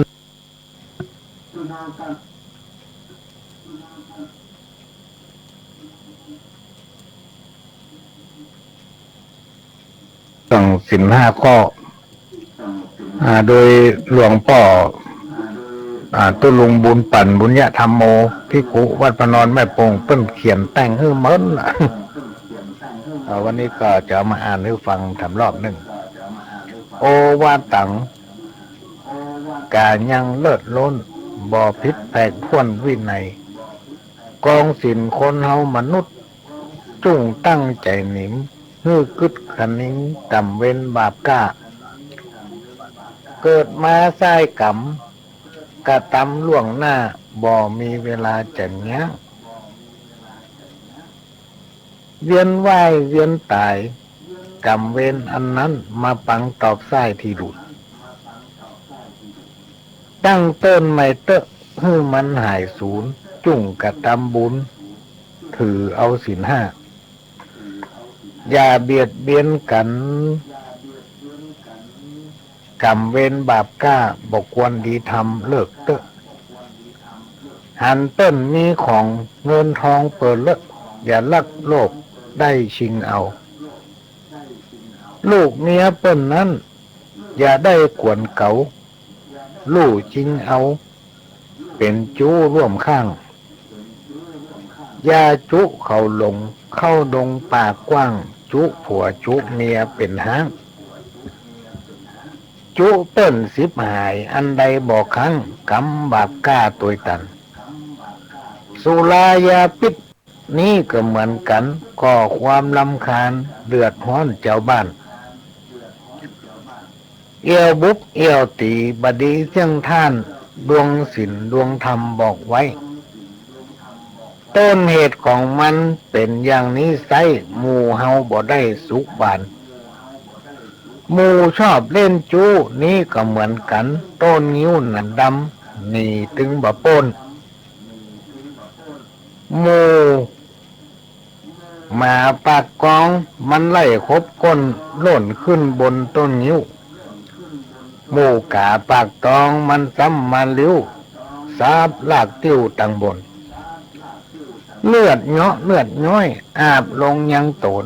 ต้นงิ้วหนามคมงอขึ้นตังปีนเพื่อมีกันตีจะไปใจหินก่อความวุ่นวายสะต้อนอวดหูเป็นหัวเจ้าบ้านเดือดร้อนบ่เป็นกลุ่มก้อนกันไปแตกเป็นเล่ากุกบ่สบายใจกึดสั่งอันใดมีกล้าจะยุ่งขอสร้างความสุขพอฮือมันกุ้มชีวิตไผ่มันเท่านั้นบ่เมินก็ตายมีไผ่พ่องนั้นอยู่กำโลกล่าเมืองคนเพื่อฮักกันไว้เมื่อเฮายังโตนอย่าไปยุยงจ่าขวัญเล่าหน้าเกิดมาร่วมกันในของแรงล่าตานหอมกันมาที่วัดได้โคดฮือกันบอกว่าน้อยนักควรยกโทษฮือกันไปอารมณ์คนนั้นบอกว่าไผบางทีว่าไปบอกคิดทีท่วนจะไปถือกันกึดไปกว้างๆบอกเป็นประโยชน์นะฮือฮักแปลงกันจังได้เปิ่งปะยามเมื่อได้เมื่อยไข้ตายนอนก็เปิ้งพี่น้องเจ้าบ้านทั้งผองช่วยกันไปหอมถวายทานไปฮื้อกันเขาว่าหยังฮื้อดักจื้อกื้ออย่าถืออย่าตือทิ้งละคนมีความอดย่อมได้เป็นพระตนแก่นกล้าบุญเหลืองเก้าอด10เยื้อนนั่งแต้นคำเหลืองกำโบราณเมืองว่าไว้เนอเจ้าต่อนนี้ไปแถมหัวเมียกู้เฝ้าจากกำนักเบาจมฟ้องเพื่อมีขันตีเนื้อนายนั่นน้องฝากผีฝากไข่กันไปห่วมสุขห่วมทุกข์ไผบอกว่าไผปรึกษากันไปเข้ากันล่องฝ่ายตั้งตัวแม่ยิงอย่ามักนุ่งย่องฮื้อเก็บเงินทองเอาไว้เมื่อเฮาแก่ตัวจังได้เอาใจยามเมื่อแก่เท่าชราก็ใจนั่นแหละฮื้อมันหิหากันได้เงินมามอบฮื้อกู้เฝ้าจะไปคบกันเล่นไพ่กินเหล้ากัญชายาเมาขอนย่างเล่นจู้จักกันจังได้เป็นห้างพิษศีลข้อ5กะเมข้อศีลห้ามไว้อย่าได้ใจเวจะไปคิดเตะผัวเมียร่วมข้างผัวดีเมียดีไผก็อวดอ้างตามคำโบราณว่าไว้ผัวเกี้ยวเมียแสงเงินคำบัดไลจักไหลลิงเข้ามาผัวเพศเมียยักด่ากันหมู่หมาคิงหามันใจบ่ได้เบี้ยหวยเงินทองถึงบ่มาใกล้ฮ้อนเหมือนฟืนไฟอ่าวลุกตกต่างปลายลูนกลายเป็นคนตุกตาถุงห่อเข้าขอตานผัวเมียห่วมฮักจุ่งฮื้อฟังกันจะไปฟังกำเหล่าเหนือเหล่าใต้ ตาเฮาบาหันจะไปนับได้เชื่อกำไปส่อฟ้องเขาจุพิษกันผัวเมียห่วมซ้อนมันมีอย่างอี้คนเฮาบาหันแม่แท้จะไปเชื่อฟังเขาจะไปหูเบาเอาแน่บ่ได้บุญญะธรรมโมขอสารกลับไว้เมื่อจากกรรมใดต่ำจ้าได้เขียนก้อนสารเป็นกรรมหยาบจ้าขออภัยพ่อข้าหวังดี ขออภัยขอฮื้อญาติโยมวงศาพี่น้องสู้เกษมศรีสุขภาพดีเกษมชื่นหน้าข้อเจ็บข้อเป็นภัยเวรบาปกล้าอุบัติโลกาสิ่งร้ายเพราะอยากกังวลถอยโหนเคลื่อนย้ายอย่าเตียวต้องฝ้ายมาลุมเหมือนญาติแห่งน้ำตกใส่โกสุมดอกบัวปทุมบัติดอยู่ใต้กำศาสนาองค์คำที่ไว้ฮื้อลุ่งเรืองไปอย่าละฮื้ออยู่ด้วยศีลกินด้วยธรรมะสนุกจื่นหน้ากันไปคุณพระพุทธคุณพระธรรมะคุณพระสังฆะแก้วสามตะไหลผูกไว้ดวงไทยจิตใจแห่งข้าจิตใจแห่งข้า อันนี้ก็เป็นกรรมกรกรรมข้าวเรื่องศีลห้าที่จริงถ้าเขาเอาจ้อยนี่จัดม่วนพี่น้องท่านผู้ฟัง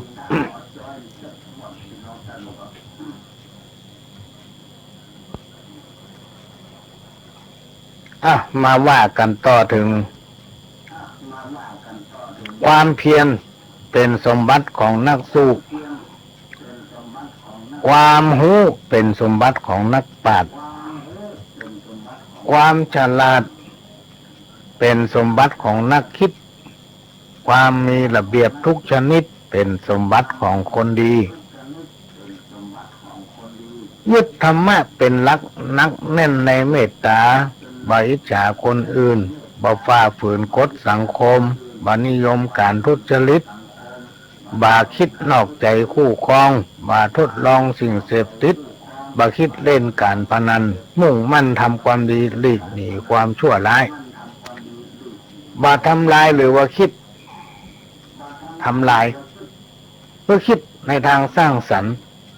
แล้วก็ยึดมั่นความถูกต้องพี่น้องท่านผู้ฟังยิ่งถ้าไปเป็นผู้นำเป็นข้าราชการบ่ว่าจะเป็นฝ่ายไหนทำหน้าที่อันยังก็ตามถ้าทำได้อย่างนี้จริงใจกับพี่น้องประชาชนประพฤติปฏิบัติตนหน้าร่วมใส่ศรัทธาปัญหาของเปิ้นเจ้าบ้านมีผลงานปรากฏหัน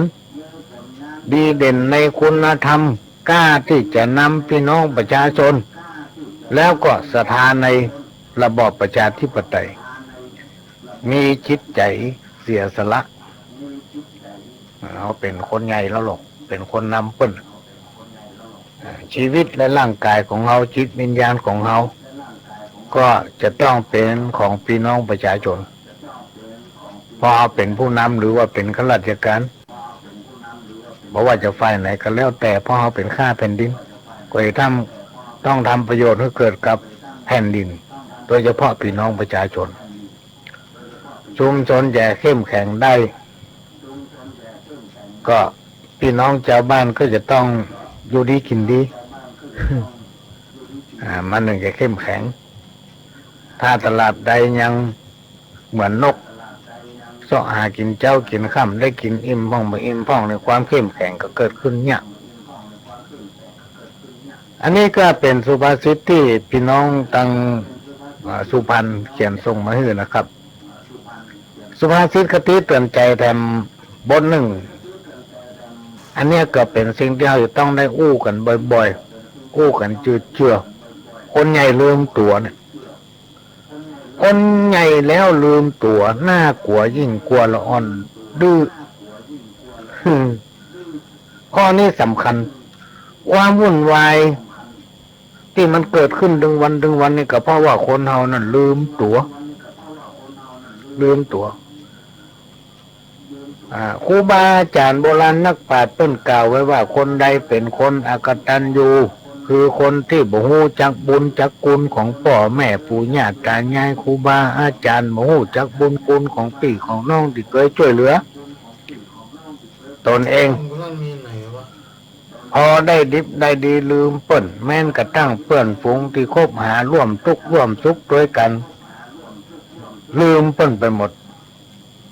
คนประเภทเนี้ยพี่น้องท่านผู้ฟังบัดถ้าไปอิจฉามันมีความเจริญได้บ่เหมือนตายก็บ่ได้ไปเกิดดี หากว่ายังมีชีวิตอยู่เมืองคนก็ฮิบ่มากล้าบ่ขึ้นนี่ครูบาอาจารย์เป็นว่านะ คนอกตัญญูหมูจากบุญคุณไผ่เนี่ยบางทีเปิ้นมาสอนจัดดีกลายเป็นให้ ฮิหานี่ก็ได้ขึ้นลงไปเป็นศอกได้ศอกลงไปเป็นว่ามันมีความสุขเท่าตายเพราะเป็นคนอกตัญญูหมูจักคุณของไผ่สักคน คนที่หมูจักคุณคนนี่บดีเนี่ยพี่น้องท่านผู้ฟังเพิ่นว่าไว้ว่าบดีแต่บดีว่า มันเป็นคนบดีมาโอ้กันหนึ่งคนอกตัญญูหมูจักคุณคนเนี่ยแต่ประเภทหนึ่งในพี่น้องท่านผู้ฟังหันเปิ้นว่านี่มาว่าเขาคนนั้นจะเป็นญาติพี่น้องเพื่อนฝูงเพื่อนบ้านจะเป็นผู้ที่มีความหวังดีที่เคยให้การที่แนะและให้การอนุเคราะห์ช่วยเหลือพอมันหันเปิ้นดีจังน้อยหาว่าเปิ้นล้ำหน้ามันเหมาะ หาทางทำลายคนที่มันบดีนะคนอกตัญญูเนี่ยวันมันถึงบักกึดอันหยังกึดกล้าจะแสวงหาประโยชน์ใส่ตัวมันทำอันหยังกับเพื่อตนเองกินของเปิ้นไว้ของตัว บ่พิจารณาถึงกรรมดีกรรมชั่วของตนถือตัวแน่ถือตัวแน่คนประเภทที่กล่าวมานี่พี่น้องท่านผู้ฟังระวังไว้เถอะความทุกข์ความยากจะเกิดขึ้นกับตัวของมันเพราะว่าการกระทำเนี่ยพี่น้องท่านผู้ฟังจะว่าไผ่โมโหมาหันมาได้นะเพราะอย่างน้อยๆตัวเขาก็หู้ละเขาไปเนี่ยอย่างบดีตัวเขาก็หู้จะไปดื้อเพ่งว่ามันต้องมีไผ่หัน ปฏิเสธเสียงแข็งเพราะว่าคิดว่ามีไผ่หันแต่จะเป็นลืมว่าตัวของท่านเองตัวของเขาเองเนี่ยหู้ตัวของเขาเองเนี่ยหันนอกจากจะมีตัวของเขาหู้หันแล้วผีสางนางไม่เตบุตรเทวดาเนี่ยพี่น้องเราฟังสิ่งทั้งหลายเหล่านี้ลบหลู่มันได้น่ะลบหลู่มันได้บัดเชื่อกรรมดีลบหลู่เพราะว่าสิ่งทั้งหลายเหล่านี้มันมีจริงคนมาหู้ผีหู้คนมาหันผีหันอันนี้ครูบาอาจารย์เพิ่นว่า จะว่าในพุทธศาสนานั้นต้นมือเชื่อถือสิ่งเหล่านี้ก็ไม่ใช่เพราะมันกู้กันมาตั้งแต่ไทยน่ะหลายพันปีแล้วอย่างสืบชะตาปู่จ้าเทียนส่งเคาะเรียกขวัญมันมีตัวกันมานมนานแล้วคนมาหูผีหูคนมาหันผีหันเขาจะว่าถึงคนหนึ่งผีบหันอย่างน้อยตัวเขาก็ต้องรู้ว่าเขาได้ทำมันอย่างไปอันนี้ก็เป็นสิ่งที่นำมาฝากไว้พิจารณาถึงกรรมดีกรรมชั่วจะไปถือว่าตัวนั้นแน่คนเขาเนี่ยมันมีไปเก่งเกินไปสักคนนะไอ้คนที่เก่งกว่าเขา มันตายไปแล้วความทุกข์ความยากจะเกิดขึ้นกับคนที่ทำความบดีเนี่ยเหมือนเงาตัวเก่าเหมือนเงาที่ตามตัวเขาเนี่ยจะหาความสุขมาได้ในชีวิตเลยถ้าเอาอย่างนี้บางคนอาจจะมาฟังละอ่อนอาจจะไปเชื่อปิดวิญญาบิดหน้านี่ แล้วทำไปเถอะพี่น้องท่านผู้ฟังทำไปเลยไผสอนอย่างกับพระท่าฟังไผสอนอย่างกับพระท่าเชื่อกับต้องยากการอย่างยืมหันมาใส่นี่ยืมนี่ไปใส่หันเนี่ยอย่างนี้ไปเลยพระท่าทำมากินอย่างแล้วกำเดียวความทุกข์จะมาถึงตัวเองแก้มาได้ แก้มาได้ จะเป็นทุกข์บ่มีความสุขในชีวิตเลย เมื่อตายไปพวกผีทั้งหลายจะลุมเอากอกวัดหัวมัน ต้นให้โอกาสเกิดมาเป็นคนน่ะมันยังมาทำความดี การเกิดน่ะมันยากพี่น้องท่านผู้ฟังจะไปซ่อเกิดที่ไหนสมัยนี้เอายาคุม สมัยตะก่อนนี่ยาคุมนี่จะมีขายกันที่สาธารณสุขนะมีที่อนามัยเป็นห้องสาธารณสุขสมัยก่อน ไม่ได้มีกุฏิกุตังโอกาสที่เกิดเนี่ยเพราะนั้นในโอกาสที่เราเกิดมาเป็นคนการที่เราได้ปะได้พบได้ยินน้ำเรียงเสียงปากได้อู้หากันถือว่าเราเนี่ยได้ทำบุญร่วมกันมาตั้งแต่อดีตชาติปางก่อนถ้าชาติปางก่อนเนี่ยเราได้ปะได้พบมาได้เป็นพี่เป็นน้องมาได้คือการช่วยเหลือกันจะว่าทางใดก็แล้วแต่ชาตินี้ผมนี่เขายอมจะได้ปะได้พบกันอย่างรายการของพ่อหลวงบางคนก็ว่าไม่กล้าคนสูงอายุคนเฒ่าคนแก่ก็ฟังมันอะละอ่อนก็บอกฟังถ้าละอ่อนมาโทรมานี่พ่อหลวงมาเชื่อก็ทำเมื่อละอ่อนเอารายการของพ่อหลวงเนี่ยไปทำเป็นวิทยานุพนธ์เอาไปทำเป็นกิจกรรมผลงานแล้วก็มาขอตัวพ่อหลวงนี่ไปรวมมาถึงสำนักงานองค์กรภาคต่างๆอย่างขอไปจ้อยเนี่ยตอนนี้ก็ติดต่อมาละเอาไปทำแผ่นเพิ่มซ้ำแล้วก็ไปเจอคนบ้านเฮานะถ้าคนบ้านเฮาเนี่ยก็เฮาก็บัดเติมเต้นอะไรละเพราะมันเป็นธรรมดาคนทางเหนือมันจะมีกรรมเก่าสารธรรมข้าวห้ามมันต้องมีประเด็นนี้สถานีวิทยุหลายที่วิทยากรหลายท่านก็จัดรายการเหมือนพ่อหลวงเนี่ยเอาจ้อยเอาข้าวไปอ่านกันก็เป็นการอนุรักษ์ส่งเสริมแต่อันนี้เป็นคนไทยภาคใต้ว่าพี่น้องได้ดูฟังจะขอให้พ่อหลวงไปจ้อยเอาอย่ามาเกิดยากแตะเกิดยากว่ากะอะไรทำไมยังพอเลยนะกะอะไรทำไมนี่ก็ยังพออู้กันได้อยู่คนภาคกลางคนทั้งกรุงเทพทั้งสุพรรณทั้งระยองทั้งอย่างนี้อู้กันได้อยู่นะพอฟังกันรู้เรื่องแต่ภาคใต้เนี่ยพี่น้องท่านดูฟังมันอยากฟังเอาหูเรื่องว่ะ วันจันทร์3 ทุ่มถึง5 ทุ่มเขาจะมาพบปะกันแทนพี่น้องท่านดูฟังวันนี้เวลาเหลือ5 นาทีก็ขอพระคุณพี่น้องท่านผู้ฟังทั้งหลายที่อนุเคราะห์ได้ฟังรายการของพ่อหลวงบางท่านก็นอนฟังประเด็นนี้หลับไปละวิทยุดังอยู่หันอวบบางพ่องก็ไปเก็บพริกเอาวิทยุไปห้อยหลับอยู่ที่กลางฮอนพริกปล่อยพ่อหลวงโอ้ตากแดดท่าน เปิงอะคำเดียวก็เจ็บหัวคำเดียวก็เป็นวัดเป็นว่าเอาวิทยุไปห้อยที่อัน แปลงพริก บางท่านก็นอนหลับอยู่ในบ้านเปิดวิทยุฟังแต่ขอร้องอย่างเดียวจะไปติ้วเข้าห้องน้ำเจ็บหัวถึงมาหายแก้วสารพัดนึกที่แท้จริงของคนเฮาครูบาอาจารย์เพิ่นกล่าวว่าบ่ได้อยู่ที่เงินที่ทองบ่ได้อยู่ที่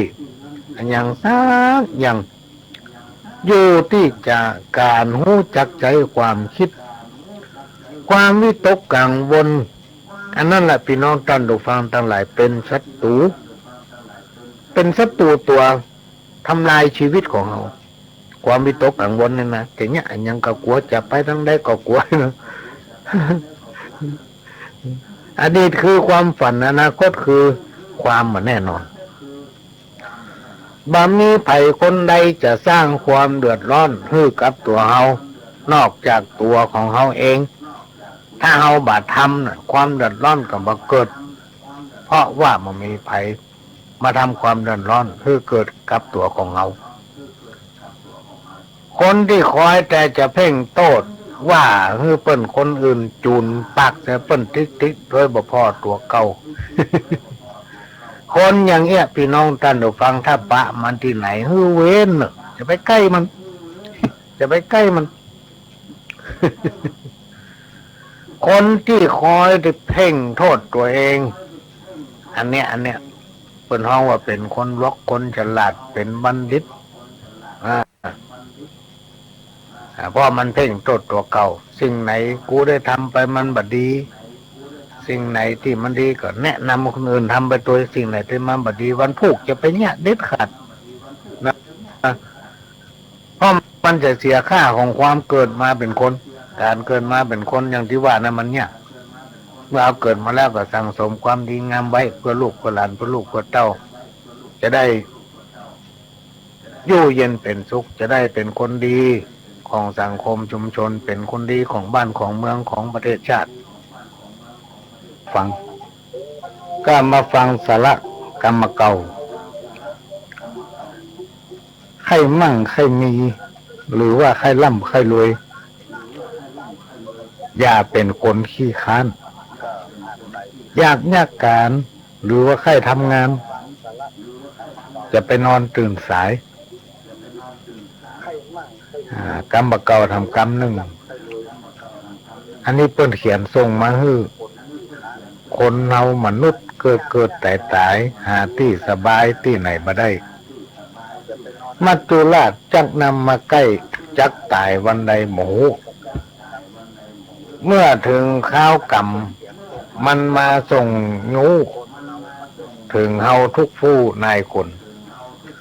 บอกว่าคนทุกคนมีคนจนเจ้าคนนายคนก็ตายหมดเสี่ยงก็ตายหมดเสี่ยงอันนี้เปิดเขียนส่งมาให้พี่น้องท่านผู้ฟังแล้วก็ทำกรรมหนึ่งโลภการโลภงานเตี่ยงจักได้เป็นดีโลภอิทธินาลีมีเมียหลายจะได้เป็นขี้ข้าไอ้หนูโลภเสื้อโลภผ้าจังวินาศสิบหายเลี้ยงหมูตัวเดียวเพิ่นว่าจะใหญ่เท่างัวเท่าควายเลี้ยงหมูหลายๆเพิ่นว่าจะกลายเป็นจ้อนคนที่เลี้ยงน่ะ กรรมเก่าของครูบาอาจารย์ที่เพิ่นเคยกล่าวไว้เพิ่นบอกว่ากรรมเข้าหูจะไปฟังถูออกปากจักยากใจไปหลุน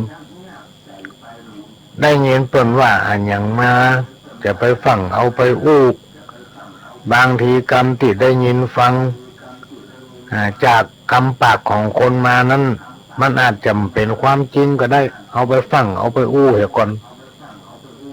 ก็จะทำให้เดือดร้อนปลายหลังเป็นก็เลยบอกว่ากรรมเข้าหูจะไปฟังถูออกปากจักยากใจปลายหลังมีทำกรรมหนึ่งกินกะฮือปอต้องย่องกะฮือปอตัวกันไข้หัวกะฮือไข้หัวแต้มีความหมายว่ากินฮือปออิ่มบางรายนี่กินเกิน อย่างที่เขาเล่ากันบกองเปิ้นได้หับเบี้ยยังชีพเจ้าหน้าที่เปิ้นมาแจกยังบ่ทันได้ปิกแต่มันบ่มีร้านเหล้าบ่ล่ะ ใส่เข้าไป2 แก้ว 3 แก้วบกองคณะที่เปิ้นมาแจกมามอบเดินทางปิก ส่วนทางมันประเมาหลังหลังแอนมือตะหัวหากออกเป็นงวงเป็นงา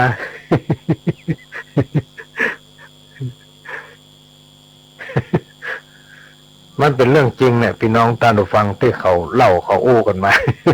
ก็เลยเอามาโอ้กันฟังต่อกรรมเก่าทำกรรมหนึ่งกรรมมามีไผ่บอกว่ากรรมมามีไผ่บอกว่าเรื่องราวต่างๆที่คนเปิ้นเอามาอู้ถึงมันมักจะมีมูลบรรนักก่อนน้อยพี่น้องตาดูฟังนี่เป็นกรรมเก่าที่เป็นเขียนไว้กรรมบ่มีไผบอกว่าเรื่องราวต่างๆที่เปิ้นอู้ถึงมักจะมีมูลบรรนักกันน้อย แล้วบ่มีต้า น้ำแม่ไหนเนี่ย ถ้าบ่มีตาควายบ่ลงอืมควายจะเตียวกายไปเหรอถ้ามีตามันลงมันตึงบ่ลงไล่มันลงมันตึงบ่ลง อ่า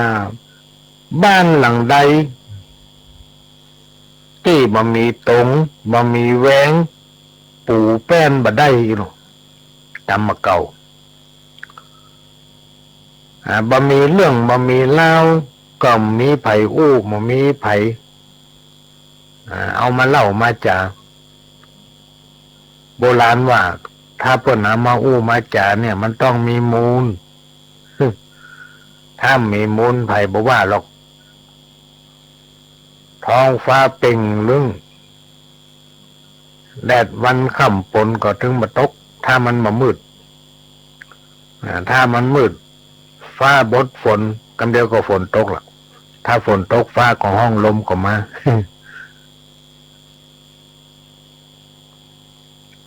กำบะเก้าหำกำหนึ่งคัวตัวหัวตัวใดกินหญ้าแยกหมู่หัวตัวใดที่มันมาชอบอยู่ตัวหมู่เวลาไปกินหญ้าตำข้างสวนตำกลางต้องกลางนาตำในแพะในป่ามันชอบแยกไปกินเนี่ยที่คนเดียวมันนี่นะกั้นบาดตายเพิ่มค่าก็จะตายเสือครบเปรียบได้เหมือนคนพี่น้องท่านผู้ฟังอวดตัวแน่ถือว่าตัวเองดีเลิศกว่าคนอื่นๆหรือว่าคิดว่าตัวเองนี่ลวกคนเดียวอันใดมันก็หู้เห็นหมดลวกกบเปิ้นหมดคนประเภทนี้เวลามีปัญหาบ่มีไผช่วยเดือดร้อนคนเดียวหรือว่าตายคนเดียวเหมือนงัวกินหญ้าแพงหมูกำมาตายเปิ้นฆ่าก็ตายเสียครบอย่างว่านี่พร้อมเป็นคนอวดดีอวดลวกอวดฉลาดกว่าคนอื่นๆคนไหนก็เป็นคนเหงาไอ้มดมันลวกคนเดียว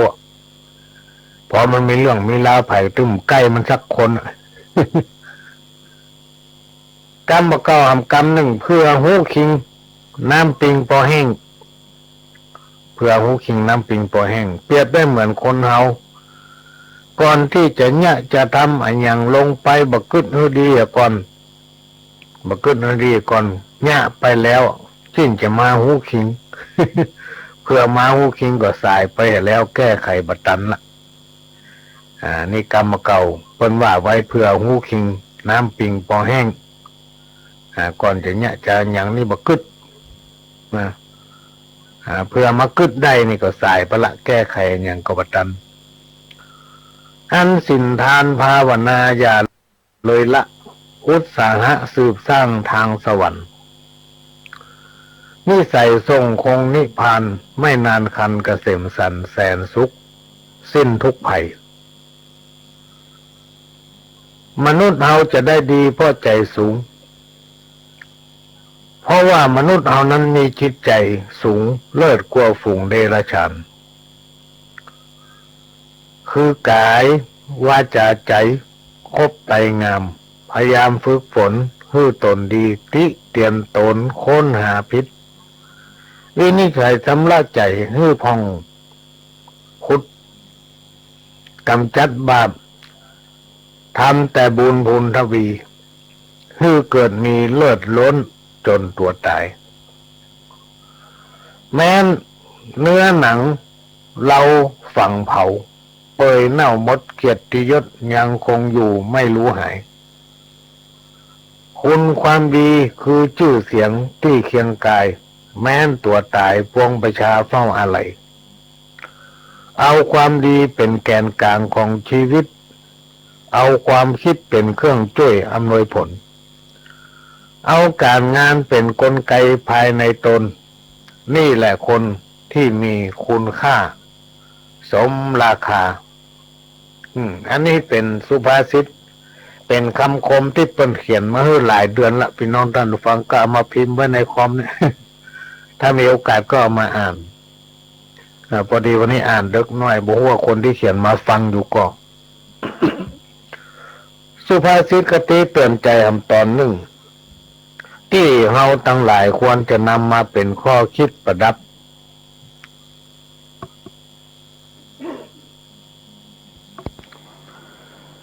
ประดับสติปัญญาเพื่อให้รู้จักตนเองอันจิตใจของคนเราบางครั้งเป็นมารบางครั้งก็เป็นคนบางเวลาก็เป็นพระบางเวลาก็เป็นเทวดาบางเวลาก็เป็นพรหมเป็นไปได้ทุกอย่างตามกาลเวลาของชีวิตครูบาอาจารย์เปิ้นเคยกล่าวไว้ว่าจะปลูกพืชก็ต้องเตรียมดินเฮาจะกินก็ต้องเตรียมอาหารเตรียมของที่เฮาจะกินจะพัฒนาการงานก็ต้องเตรียมคนจะกระทำการใดก็แล้วแต่จะให้มันได้ผลก็ต้องมีการพัฒนาจิตใจของตนเองเนี่ยก็ต้องมีการพัฒนาตนเองเสียก่อนที่จะไปพัฒนาคนอื่นความเพียรเป็นสมบัติของนักสู้ความรู้เป็นสมบัติของนักปราชญ์ความฉลาดเป็นสมบัติของนักคิดความมีระเบียบทุกชนิดเป็นสมบัติของคนดีเป็นผู้นำหรือข้าราชการฝ่ายไหนทำหน้าที่ใดก็ต้องทำตามหน้าที่ของตนมีความจริงใจกับหน้าที่ของตนที่รับผิดชอบแล้วก็มีความจริงใจต่อประชาชนประพฤติปฏิบัติตนให้น่าเลื่อมใสศรัทธาฮู้ปัญหาของชาวบ้านมีผลงานปรากฏให้หันดีเด่นในด้านคุณธรรมกล้าที่จะนำพี่น้องประชาชนศรัทธาในระบอบประชาธิปไตยมีจิตใจที่เสียสละจะไปทำตัวเหมือนสุภาษิตที่ครูบาอาจารย์เพิ่นเคยกล่าวไว้ว่าคนใหญ่ลืมตัวน่ากลัวยิ่งกลัวละอ่อนดื้อ ข้อนี้สำคัญความวุ่นวายที่เกิดขึ้นถึงวันนี้พี่น้องท่านผู้ฟังทั้งหลาย เพราะอันหยังก็เพราะการลืมตัวเนี่ยสิ่งที่ครูบาอาจารย์โบราณนักปราชญ์เพิ่นกล่าวไว้คนใดเป็นคนอกตัญญูคนอกตัญญูนี่ก็คือคนที่รู้จักบุญคุณพ่อแม่ปู่ย่าตายายครูบาอาจารย์หรือผู้ที่มีพระคุณเคยได้ให้การอนุเคราะห์ช่วยเหลือเขาบักกองได้ดิบได้ดีเพราะตัวสบายมาหน่อยลืมเปิ้นนี่นะแม้นกระทั่งเพื่อนฝูงที่เคยคบหาช่วยเหลือกันก็ลืมกันเพราะตัวเป็นได้ดีละมีบารมีละคนประเภทเนี้ยพี่น้องท่านผู้ฟังทั้งหลายครูบาอาจารย์เพิ่นกล่าวว่าบ่มีความเจริญบ่มีความเจริญบอกว่าจะอยู่ในโลกมนุษย์หรือตายไปอยู่ในเมืองผี ก็จะหาความสุขมาได้หาความสุขมาได้ทำธุรกิจกันอะไรอย่างก็หิมากะบ่ขึ้นได้สองลงวา มันมีความสุขเต้าตายเพราะเป็นคนอกตัญญูคนลืมเพื่อนลืมฝูงเคยนำนิทานเรื่องหนึ่งมาเล่ากูฟังว่ามีผู้ชายสองคนหน้าตาเหมือนกันหัวก็ล้านเหมือนกัน สูงต่ำก็เท่าเดียวกันคบกันมาตั้งแต่น้อยเพิ่งปะอาศัยอยู่ด้วยกันกินด้วยกันต่อมามีความขยันขันแข็งถึงสองคนเนี่ยปึ้งกันไปก็ปึ้งกันมาจนประคับประคองฐานะของคนทั้งสองนี่ดีขึ้นเพราะว่ามีฐานะอันจะกินต่อมาอยากจะมีคู่ครองแบบว่าจะมีหอมีเฮือนละแต่ว่ามีไผเอาเพราะว่าคนในสมัยนั้นพี่น้องท่านผู้ฟังถ้าไผ่หัวล้านนี่นะ ตึงมีคนพอละ หัวมันล้าน อยู่มาวันหนึ่งสองสหายก็เกิดความน้อยเนื้อต่ำใจว่าคืนจะอยู่ไปก็คงไม่มีเรื่องบอกว่าเขาจะยากจนหรือว่ามีฐานะดีแต่ว่าหัวเขาล้านตึงจะสร้างรักสร้างฐานอะไรยังบ่ได้ละอยู่บ้านตัวเก่านี่ตึงมีไผ่พอหน้าก็เลยมาปรึกษาหารือกันจะออกไปเสี่ยงโชคเสี่ยงลาภต่างบ้านต่างเมืองเพื่อมันจะได้ดีตกปากตกคำกันเรียบร้อยก็พากันออกเดินทางออกจากบ้านไปแสวงโชคลาภทั้งหน้าต่างบ้านต่างเมืองก็เดินทางไปหลายวันหลายคืนพี่น้องท่านฟังอยู่มาวันหนึ่งก็เดินทางผ่านเข้าไปยังป่าหิมพานต์ก็ได้ไปปะอาสลม ของพระฤาษีผู้ทรงศีลท่านหนึ่งซึ่งฤาษีผู้นี้เก่งกล้ามีบารมีสามารถทำได้หลายอย่างมีเตจะฤทธิแต่ก่อนสองคนนี้จะมาถึงพระฤาษีท่านหู้แล้วด้วยญาณทิพย์แต่งถามคนหนึ่งสองคนว่าลูกทางใดมา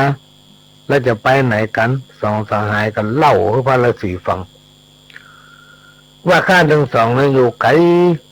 ปุ่นเมืองตะกะลิงกะลาดปุ่นข้าทั้งสองคนนี้เป็นคนขยันมันเพียรบักกินง่ายใจอุ้ยการนักก็เอาการเบาก็สู้บักกินมาเอวค่ำมาก็นอนยามดึกดึงกลางคืนก็ถึงไปไหนนึกอยากจะตั้งเนื้อตั้งตัวแต่มีไผฮักมีไผชอบก็เลยอู้จากันว่าจะมาเสี่ยงโชคเสี่ยงลาภเอาตังหน้ากับป้ากันเดินทางมาปะท่านพระฤาษีเนี่ยพระฤาษีซึ่งหู้เล็งหันแล้วว่าถึงสองคนเนี่ยต่างคนต่างมีปัญญาแล้วก็มีความดีงามตรงไปตรงมาปฏิบัติตนอยู่ในกรอบของศีลธรรมบาลาจารีบประเพณีแม้นบ่มีครอบครัวก็ปฏิบัติตนเป็นแบบอย่างแก่คนทั้งหลายบักกดบักกงบักโลกเอาของไผปัญหาก็คือว่าเป็นคนหัวล้านมันมีผมสักน้อยก็เลยหากู้ครองบ่ได้ก็เลยฮับเอาสองสหายเนี่ยพี่น้องท่านผู้ฟังไว้เป็นลูกศิษย์พร้อมกับสั่งสอนให้นั่งสมาธิปฏิบัติศีลภาวนาเพื่อให้เขาลดทิฐิแล้วก็ใจความอดทนเพื่อจิตใจของคนทั้งสองมีความเอื้อเฟื้อเผื่อแผ่โอบอ้อมอารีคือเป็นคนใจเย็นโดยท่านฤาษีนี่ได้หู้ด้วยญาณว่าเขาทั้งสองคนนี้มีอุปนิสัยลึกๆเห็นแกได้หมูจากคุณค่าของคนอยู่คนหนึ่งแต่ว่าไหนๆเขาก็เป็นเพื่อนกันแล้วคบหากันมาตั้งแต่น้อยละก็ลองฮับไว้เป็นลูกศิษย์แล้วก็สั่งสอนไปอยู่ที่นาสลมนั้นเป็นเวลาเมินพี่น้องท่านฟังและอยู่มาวันหนึ่งพระฤาษีก็บอกว่าที่หลังอาสลมของเขาเนี่ยมีบ่อน้ำทิพย์มีความศักดิ์สิทธิ์เพื่อเจ้าทั้งสองนี่ไปยังบ่อน้ำแล้วตั้งจิตอธิษฐานเอาน้ำมาลูบหัวเพื่อให้ผมหัวนะออกเจ้าทั้งสองจะได้หมดทุกข์หมดโศกปัญหาเรื่องหัวล้านจะได้หมดไปเมื่อทั้งสองคนมาถึงน้ำบ่อก็ทำพี่น้องท่านผู้ฟังไปอธิษฐานแต่พระฤาษีบอกไว้ก่อนแล้วว่าอธิษฐานได้3 เตือนนะอันเนอะก็ป้ากันไปอธิษฐานพี่น้องท่านผู้ฟังพออธิษฐานเสร็จกับวัดเอาน้ำมาลูบหน้าลูบตาลูบหน้าอกลูบแขนเอาลูบหัว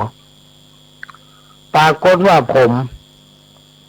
งอกออกขึ้นมาเต็มแขนเต็มหน้าเต็มตาเต็มหัวพี่น้องท่านผู้ฟังรวดเร็วคอ พ่อเหมือนอีลิงเอาเพื่อนเหยมันย่างได้ดีนี่พ่อเหมือนลิง พ่อเหมือนอีวอก ก็เลยปากันตั้งชินอธิษฐานทำไมของผมทั้งหลายเหล่านี้หายไปหมด บอกกองว่าแล้วผมถึงหมดก็ปากันหายไปหมดพี่น้องท่านผู้ฟัง รวมถึงผมของตัวเองที่มีงอนนั้นทำน้อยก็หายไปตัว เอาละกำนินล้านหมดเรื่องมันมีขนสักเส้นจะเนี่ยอย่างใดดีก็เลยอธิษฐานนำกรรมขอให้ผมที่มีงอนเนี่ยปิกมาอยู่อย่างเก่าเองในที่สุดก็เลยได้อธิษฐานครบ3 เตื้อมันมีอย่างเกิดขึ้นสักอย่าง มีผมที่งอนเห็นน้อยปิกมาอยู่อย่างเก่านั้น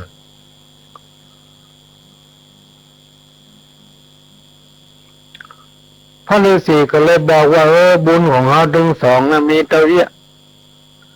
มันมีไผ่ที่มาช่วยเหลือเขาได้บาปบุญคุณและโทษที่เจ้าได้สร้างไว้แต่ชาติปางก่อนตัวตันเหมือนเงาตามตัว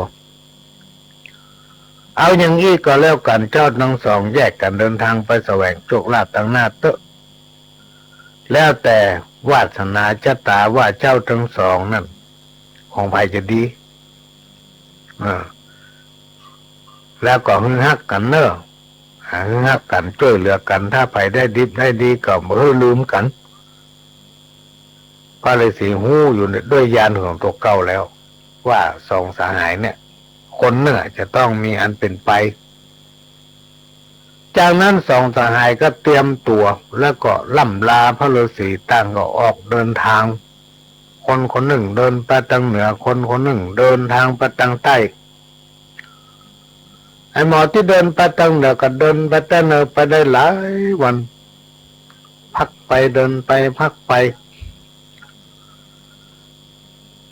ก็ไปปะศาลาหลังหนึ่งพี่น้องท่านผู้ฟังมันร่มเย็นดีบรรยากาศก็ดีศาลาหลังนั้นสะอาดอยู่ที่หน้าเมืองก็ไปแวะพักศาลาหลังนั้นนอนเล่นแล้วก็ม้อยลับไปด้วยความอ่อนเพลีย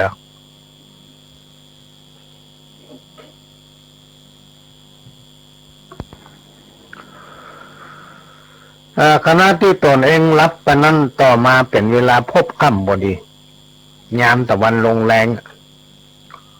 ถ้าเป็นสมัยปัจจุบันก็จะมอก3-4-5 โมงเนี่ยพวกเจ้าบ้านเจ้าเมืองเสนาอมาตย์ซึ่งแล้วจากงานพระราชทานเพลิงศพพระราชาเสร็จเรียบร้อยก็พากันเดินทางเพื่อจะเข้าเมืองซึ่งจะต้องผ่านประตูเนี่ยบอกก้องผ่านประตูมาถึงพี่น้องท่านผู้ฟังเพราะว่ามันมีมโหรีลูกมันมีกอง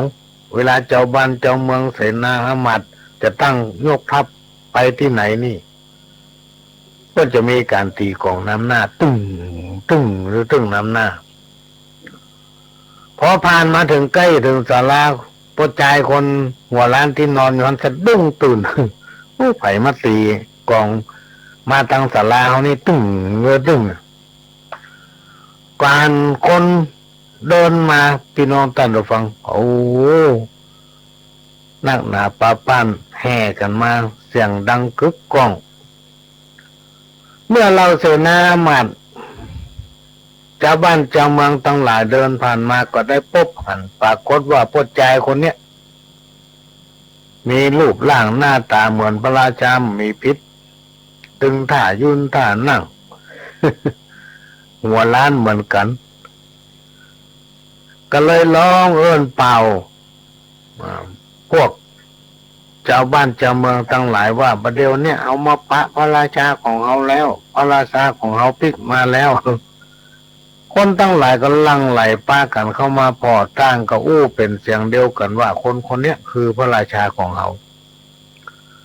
ก็ป้ากันนำเอาเกี้ยวมาฮับแล้วก็ขออัญเชิญไปเสวยเมือง จัดอภิเษกสมรสทำไมฉลองบ้านฉลองเมืองมีหมอละศพ7 วัน 7 คืนฝ่ายเพื่อนทำคนหนึ่งพี่น้องท่านผู้ฟังเดินไปทางใต้ไปได้หลายวันโจกก็มาค่ายดีไปทางใดกับปุ๊บปะแต่ความเดือดร้อนไปบ้านเมืองไหน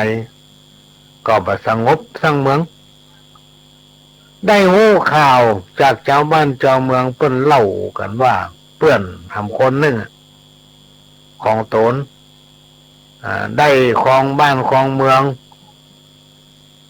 อยู่ทำเมืองหนึ่งตั้งเหนือพุ่นก็เลยเปลี่ยนใจห่มไปไหนละจะพลิกไปหาเพื่อนดีกว่าเผื่อว่าอาจจะได้รับใจเพื่อนจะได้เป็นเสนาจะได้เป็นทหารจะได้เป็นอำมาตย์รับใจเพื่อนอยู่ในเมืองของเพื่อนจะดีกว่าเขาจะไปเสี่ยงโชคตั้งหน้าก็ไหว้ปิกพี่น้องท่านผู้ฟังเดินทางไปถึงประตูเมืองก็ตรงไปที่ปราสาทราชวังของพระราชาทหารผู้รักษาประตูก็เลยบอกว่าท่านยังเข้าไปไม่ได้เตื้อ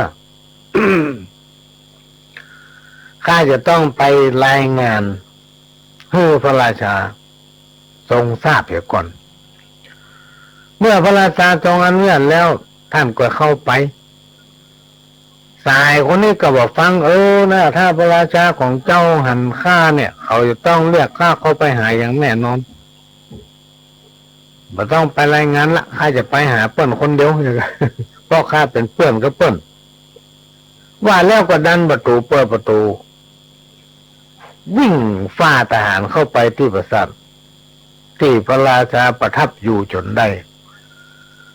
ฝ่ายพญาเจ้าเมืองเมื่อหันเพื่อนของตนเองล่นเข้ามาก็คิดในใจว่าบ่ได้การละขืนให้เพื่อนคนนี้เข้ามาอยู่โดยในวังจะต้องเป็นภัยกับตนเพราะว่ามีรูปร่างหน้าตาเหมือนกันและมันอาจจะมาลื้อฟื้น ความเก่าความหลังเอามาอู้จะเป็นที่อับอายนึกได้อย่างนั้นก็สั่งทหารว่าให้จับกุมประจายว่านิพกขอตานคนเนี่ยซึ่งมันเป็นผีบ้าไปเคี่ยนตีแล้วไล่ออกจากพระราชวังจะไปให้เข้ามาทำซ้ำถ้ามันเข้ามาวันไหนเขาตัดคอมเลยเนาะ ฝ่ายเพื่อนที่ถูกไล่ก็ร้องห่มร้องไห้พี่น้องท่านผู้ฟังด้วยความเสียอกเสียใจแค้นใจนึกในใจว่าสักวันหนึ่งจะต้องกลับมาแก้แค้นให้ได้เพราะว่าเพื่อนทำผิดคำสาบานหลังจากนั้นเขาก็ลบซ่อนอยู่แถวนอกประตูเมืองวันต่อมาพระราชาออกไปนอกเขตพระราชฐานไปลงสระเล่นน้ำอยู่ในวนอุทยานหน้าปราสาทในขณะนั้นเพื่อนของพระราชาก็ซึ่งพกความแค้นอยู่เต็มหัวใจได้โอกาสก็เลยลักลอบแอบเข้าไปที่ข้างสระน้ำก็ไปเปี่ยเอาเสื้อผ้าของพระราชามาสวมใส่แล้วก็แก้ผ้าของตัวเองกล่องไว้แทนที่ของพญาเจ้าเมืองของพระราชาองค์นั้นบกองนุ่งเสื้อผ้าของพระราชาเสร็จเรียบร้อยก็ร้องตะโกนเรียกเสนาอำมาตย์ทหารว่าทหารทั้งหลายเสนาทั้งหลายประเดี๋ยวนี้มีวันิพกผีบ้า ขอทานแอบเข้ามาอาบน้ำในสระของข้าเพื่อทหารนำมาตัวมันไปตัดหัวประเดี๋ยวนี้ ก็เลยเข้าตำหาพี่น้องท่านผู้ฟังกรรมไผ่เวรมันแทนกันมาได้ไผ่ทำอย่างใดได้อย่างนั้นเพราะว่าสหายของคนหัวล้านพวกเนี้ยเป็นคนตบัดผิดคำสัญญาก็ได้รับกรรมไป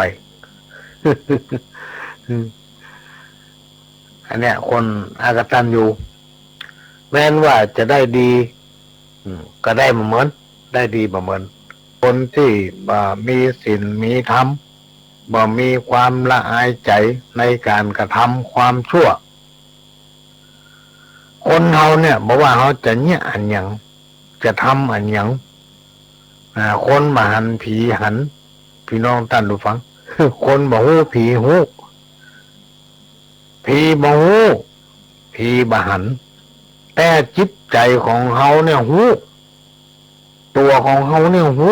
ว่าวันนี้เขาได้ทำมันอย่างไปมันดีก็ว่ามันดี คนประเภทที่ว่าเนี่ย มันบ่มีความละอายแก่ใจบ่มีความละอายในการกระทำความชั่วของตัวเก่าทั้งที่หู้อยู่เต็มอกว่าตัวเองทำความบดีแต่ยังเข้าข้างตัวเก่าอยู่กูมันได้เนี่ย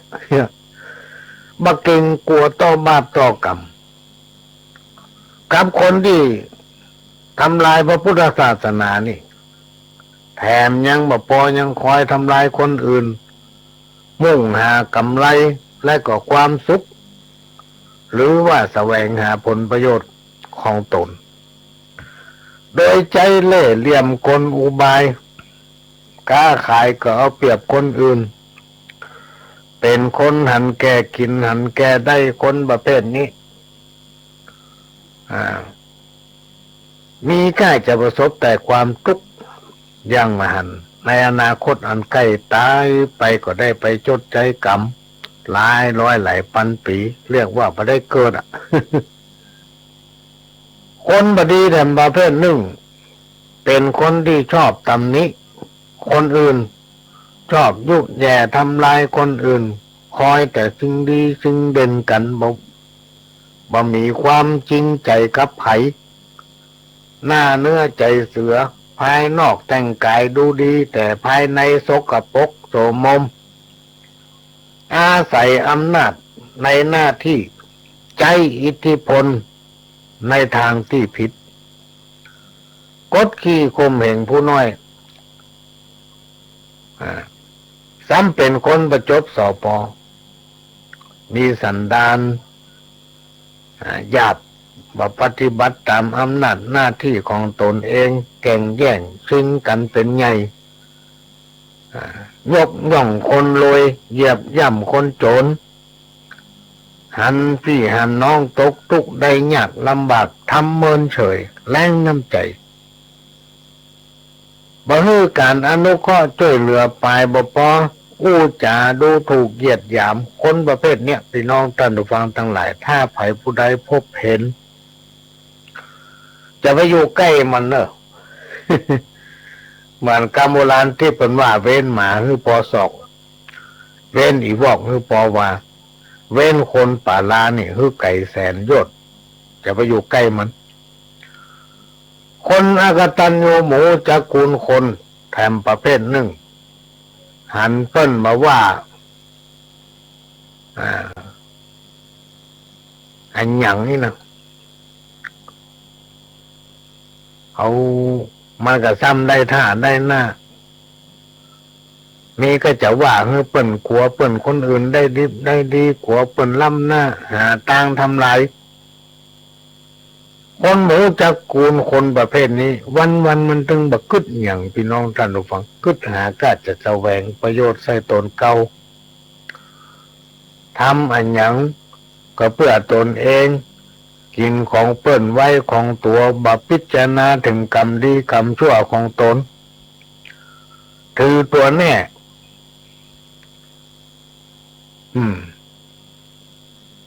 คนประเภทเนี้ยพี่น้องท่านผู้ฟังให้ระวังไว้เถอะความทุกข์ความยากจะเกิดขึ้นกับตัวของมันเองเหมือนกับเงาติดตัวของมันนั่นหาความสงบสุขในชีวิตมาได้เลยเมื่อตายไปพวกผีทั้งหลายจะลุมกันเอาบกอกวัดหัวมัน แล้วก็ให้มันไปใจกรรมในอบายภูมิในเมืองมอนะฮกถ้าโปนจากการใจกรรมในเมืองมอนะฮกแล้วก็จะมาเกิดเป็นยุงหลาย ดูไหนตึงมีความสุขเพราะว่าโมอสมอข่อยไล่ล่ามันนะ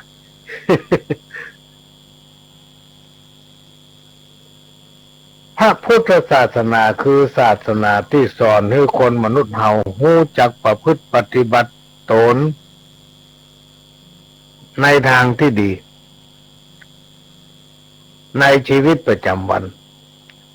เพราะในชีวิตประจำวันของคนเฮาทุกคนนั้นพี่น้องจะต้องมีบะโปนเรื่องสุขเรื่องทุกข์ เรื่องโจกดีโจกให้รวมไปถึงปัญหาสะปะ108ทุกคนจะหนีมพ้นจะต้องเจอปัญหาเหล่านี้เขาจะว่าเปิ้นมีสตางค์เปิ้นมีปัญหาอย่างกล้าหายซ้ำตุกละเฮาก่อน อยู่ไหนป้อมม่วนกันหันหน้าไผมาหานี่ใจบดีกว่าเพิ่นมาถามยืมสตางค์ มีวิคนหนึ่งโอ้เปิ้นขายสมบัติเก่าตัดหุ้นหอยแม่นี่มีทำเป็น20 ล้านบุญน่ะ เอาไว้ให้แม่วันหัวกันได้แม่ป้อมมาแห้งกำเดียวกับตั้งนั่นกับมาขออันนั่นตั้งนี้กับมาขออันนี้บึดลานตั้งพุ่นบึดกับลานตั้งนี้ บึดกับลูกคนเก่าบึดกับลูกคนไปบึดจะเอาอันหนึ่งอีแม่อยู่ในป้อมเป็นสุขก็เลยเป็นคนขี้กั้งขี้จวงเป็นคนขี้กลัวหันไผมาหานี่ใจหายหมด พ่อเงิน20 ล้านนั่นนะกามาโอ้ประหลองฟังอีแม่อย่ามาตุกแต่ตุกว่าหรอกเขาก็นึกว่ามันตุกอันหยังที่นอก อันผมขอไปปะอีแม่กันเถอะ เพราะว่าประหลวงนี้ชีวิตตั้งแต่น้อยมาถึงปัจจุบันเนี่ยพี่น้องกว่าจะอยู่ได้มาถึง1 วันนี้ก็ประสบความทุกข์ยากโอ้มานักหนาปาปั้นถ้าไผมาโอ้ฟังว่าโอ้ตุกขนาดอย่างนั้นอย่างนี้นะจะอดมาได้ต้องไปพอว่าเป็นตุกอย่างไรเนาะ ก็นึกว่าแม่เพิ่นจะตุกอย่างเฮาไปว่าเป็นตุกเรื่องเงิน20 ล้าน มุดทั้งหนึ่งมาขอทั้งหนึ่งมาขอก็เลยแนะนำไว้แม่ต้องไปไหนสักเตี่ยถ้าเขาหู้ไว้แม่มีสตางค์เนี่ยก็เดียวคนนั้นก็จะขอคนนี้ก็จะขอก็จะทำให้แม่เป็นกังวลบ่ได้ บ่เจ้าว่ามีเงินแล้วบ่เป็นตุกมีเงินก็ซ้ำตุกปะไผก็เป็นตุกแต่บดีผู้หลวงไปขอไปปะไปหาก็ถ้าจะตุกเหมือนกันนะมันจะมาไม่ไหนทำไม่นอกก็เลยแนะนำว่ามันต้องเงี้ยอย่างสักอย่างนี้แม่ให้ตั้งจิตตั้งใจทำสมาธิเอาอีกก็แล้วกันซื้อเสียมน้อยให้อันเนาะพวนไปตำเสาหัวรอบบ้านเอาพักปังพักแคบเข้าไปใส่ที่ไหนดีปลูกบะเขือหวานเม็ดบะเขือหวานผักกาดให้แม่ก็เนี่ยไปบัดต้องนี่เอาลงทุนอย่างนักเอาจอบน้อยๆเนี่ยแล้วก็หวานเข้าไปน้ำก็ตรงนี้ในบ้านเนี่ยหดไปเป็นการทำสมาธิ หญ้าที่ไหนมันขึ้นก็ถอนไปเป็นการทำสมาธิบ่ต้องให้เวลาว่างมีเกิดขึ้นกับตัวเก่าแกก็ทำอย่างนั้นต่อมาได้ประมาณสัก2 เดือนในปิกไปโอ้พักแคบพักปังเต็มหัว นี่บะเครื่อมฟังหม่นฟักแก้วอีแม่สบายละ อยากกินยังก็เก็บกินเนี่ยต้องได้ไปไหนวะอยู่ก็ม่วนเพราะว่ามันเป็นธรรมชาตินี่ก็เป็นการภาวนาอย่างหนึ่ง ตัดปัญหาเรื่องไผจะมาขอนั่นขอนี่ ไหวแม่หมีก็แล้วไปหลักของพระพุทธศาสนานั้นพระพุทธองค์หรือว่าพระพุทธเจ้าท่านได้ทรงคิดค้นหลักการรวมถึงวิธีการที่ต่อสู้กับเหตุการณ์ที่เกิดขึ้นชีวิตโดยบัญญัติเป็นหลักธรรมบทต่างๆไว้เพื่อเป็นแนวทางแห่งการปฏิบัตินะและเป็นแนวทางแห่งการดำรงชีวิตพี่น้องท่านผู้ฟังถ้าเมาไปขั้นน้อยนี่น้อยเมาไปโค้นหาธรรมะเมาไปโค้นหาสัจธรรมเหมือนกับพระรูปหนึ่งเดินทางไปตีนปะเถอะปะเถิก ผมหัวนี่ยาวปะเปียงเอวบุญเมาไปเสาะหาพระพุทธเจ้าเพื่อจะไปขอตัวสัจธรรมเดินข้ามดอยไปหมูกี่ม่อนผ่านป่าผ่านเขาไปหมูกี่หิมพานต์หมูกี่ป่าตีนปะเถอะปะเถิกเพื่อจะไปปะพระพุทธองค์ว่าสู่จะไปเตียวมาเสาะเอาเนี่ยอย่างธรรมะก็อยู่ในตัวของตัวเองนั่นแล้ว ไม่ได้อยู่ที่อื่น ธรรมะอยู่ในตัวเฮาทำดีได้ดีทำบดีได้บดี ถ้าวันนี้เราทำดีเราก็จะได้ดีพ่อหลวงนี่ยังเคยเถียงครูบาอาจารย์ว่าโอ้ทำดีได้ดีมีที่ไหนหันคนนั้นมันทำบดีได้ดีกูปีอ่ะ ถ้ามันทำงานราชการปีนึงก็ได้เป็น2-3ขั้นเพราะมันเอาใจนายเก่งเอาทำดีเอาไปจ้างเอาใจนายอ่ะ กำได้ถ้าอย่างครูบาอาจารย์จะบอกว่าโอ้ไปอู้อย่างนั้นเพื่อทำความดีไปถึงวันทำไปเถอะไอ้บาปบุญคุณโทษนี่แต่แล้วกำเดิมมันจะมาหาเฮาพอไปเตอะมันจะทำให้เฮาหม่อนอกหม่อนใจบุญเก่าบุญหลังก็จะเติมแท่งมาบุญที่เราทำในปัจจุบันเนี่ยก็จะเสริมเข้าไปจะทำให้เราอยู่เย็นเป็นสุขก็ทำมาเยอะโดยตลอดอันนี้เป็นคำสอนของครูบาอาจารย์ที่นำปฏิบัติซึ่งที่ปุหลวงอู้นี่เจอไปค้นเอาจากหนังสือมาอู้น่ะ เอาความจริงที่ตัวเองประสบเนี่ยมาอู้ฟังถ้าเอามาไปค้นหาจะทำเหมือนกับทุกเจ้าที่ว่าตะกี้เนี่ยตีนพระโทษพระเถิกเตียวไปคิดม่อนดอยหมูเพื่อพระป้าพุทธองค์ว่าพระมาเขายิ่งหยังธรรมะอยู่ในตัวของเจ้าขนาดถ้าเราทำดีก็ได้ดีถ้าเราทำบดีมันก็ได้บดีเพราะนั้นในหลักการพี่น้องท่านผู้ฟังเหมือนกับเหตุหอยที่ปู่ย่าตายายเขาเปิ่นปฏิบัติสืบตามกันมานี่ปรากฏว่าบ้านเมืองมีความเจริญรุ่งเรืองลูกหลานอยู่เย็นเป็นสุขมาจนถึงปัจจุบันเนี่ยที่ได้ขึ้นได้ขายกันมีรถมีรางขับขี่กันตึงวันเนี่ยเพราะอย่างเพราะบรรพบุรุษปู่ย่าตายายเขาเปิ่นสั่งสมทรัพย์สมบัติไว้ให้เขาซึ่งเป็นลูกเป็นหลานก็แสดงว่าวัฒนธรรมประเพณีพื้นบ้านล้านนาของเขาเนี่ยมันดีมากถ้าไผ่นำปฏิบัติได้เนี่ยพี่น้องท่านผู้ฟังจะอยู่เย็นเป็นสุขแก้วแหวนเงินคำก็จะหลั่งไหลมาหาแต่ถ้าเป็นคนขี้ค้านนี่ก็ว่าไปได้เนอะ ในหลักความคิดเนี่ยถ้าไผ่มันขยันแล้วยากจนฮิต่อใดก่อมพอกินนี่น่าสงสารน่าจะคือการอนุเคราะห์ช่วยเหลือมันเข้าไปเสริมมันคล่องถนัดตั้งใดก็ส่งเสริมมันตั้งนั้นห้องว่าส่งเสริมคนดีพระหลวงนี่จะมีแนวคิดอย่างเงี้ยแนวคิดที่ไปช่วยส่งเสริมคนดีเพื่อให้มันดีประสบความสำเร็จเป็นที่พึ่งที่ยิงต่อสรรพสิ่งทั้งหลายทั้งมวลพอคนเฮาเกิดมาเนี่ยพี่น้องท่านผู้ฟังทั้งหลายอายุของคนเฮานี่เสี่ยงไปถึงวันน่ะเสี่ยงไปถึงวันอย่างเมื่อคืนเนี่ยดึกมาเนี่ยจะ5 ทุ่มละกันเดิมพูดมาเจ้าอายุเขาก็เสี่ยงไปเมื่อคืนเมื่อเขาเกิดมาเขาได้อย่างมาเขาก็ได้อย่างมาสักอย่างแม้แต่เสื้อผ้าติดเนื้อติดตัวก็มี6 ติดโดยมาสาย1 ติดสะดือมาเปิ้นยังตัดฝังเนี่ย เมื่อเขาตายไปเขาก็ไม่ได้อย่างสักอย่างนั่นแหละพี่น้องท่านผู้ฟังทั้งหลายเขาฮู้วันเกิดบ่ฮู้วันตาย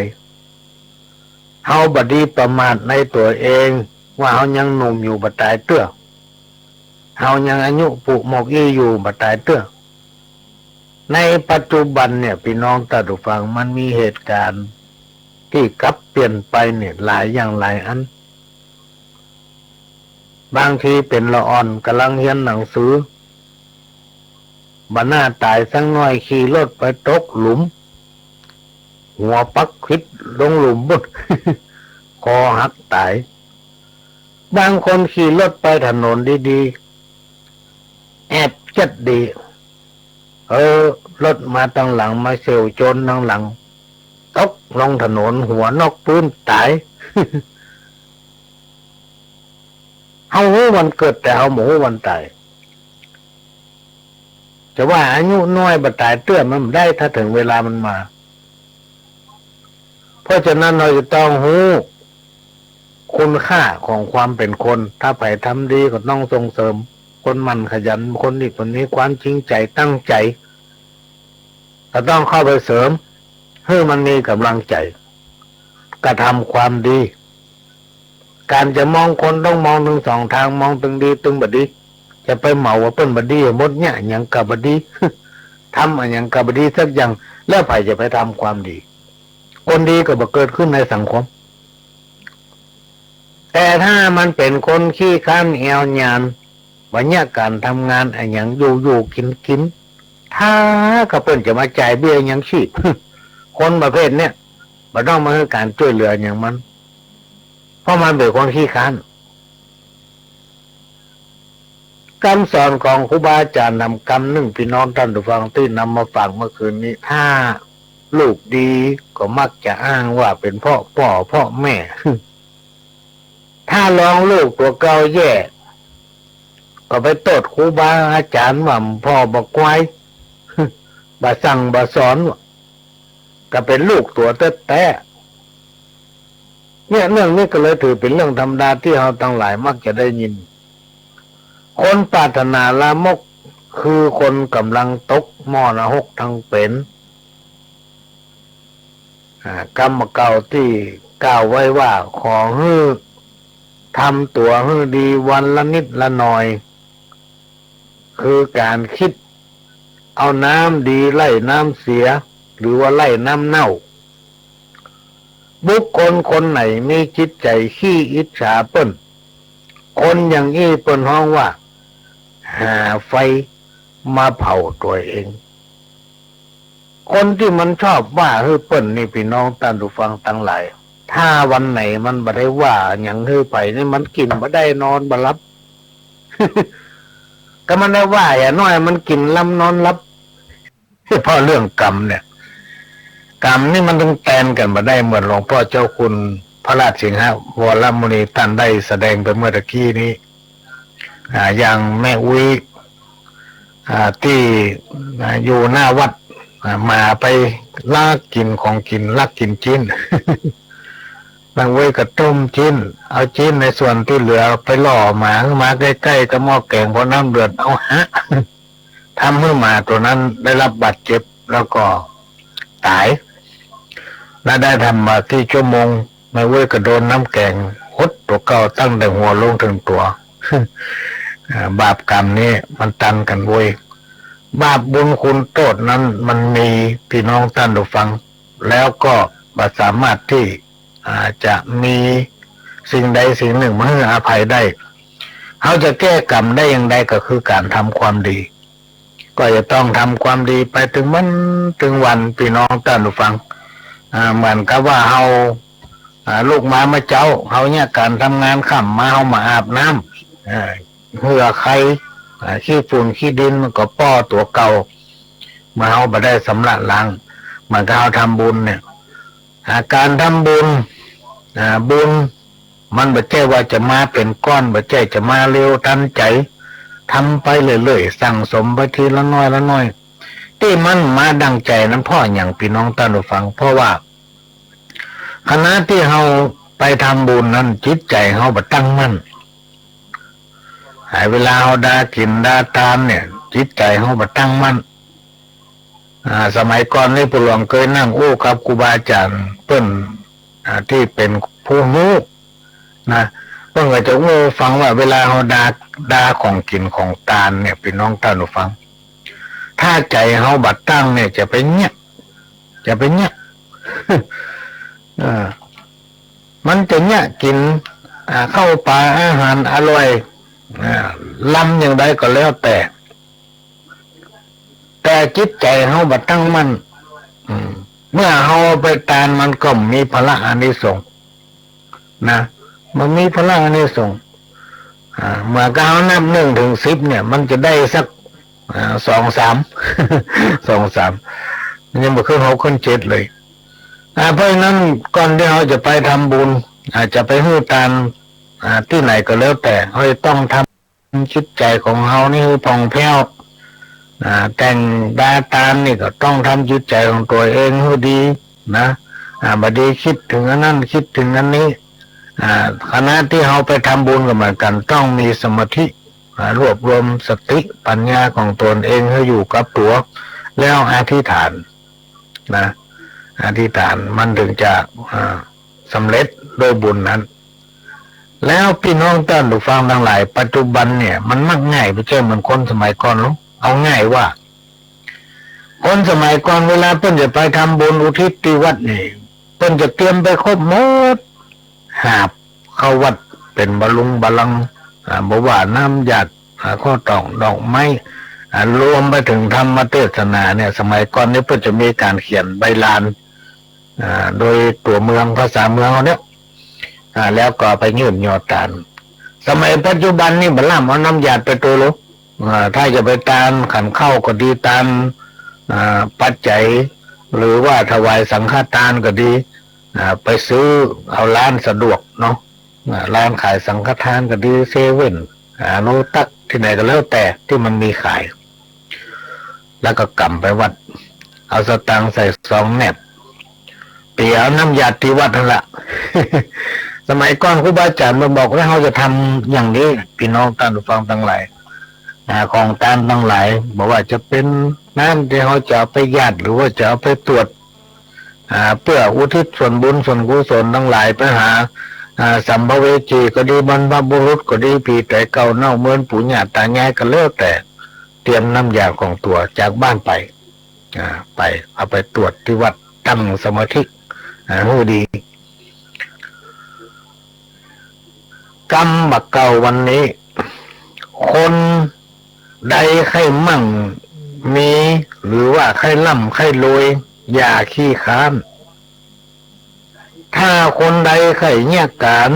หรือว่าใครทำงานจะไปนอนตื่นสายหรือว่าจะไปรับลูกขวาย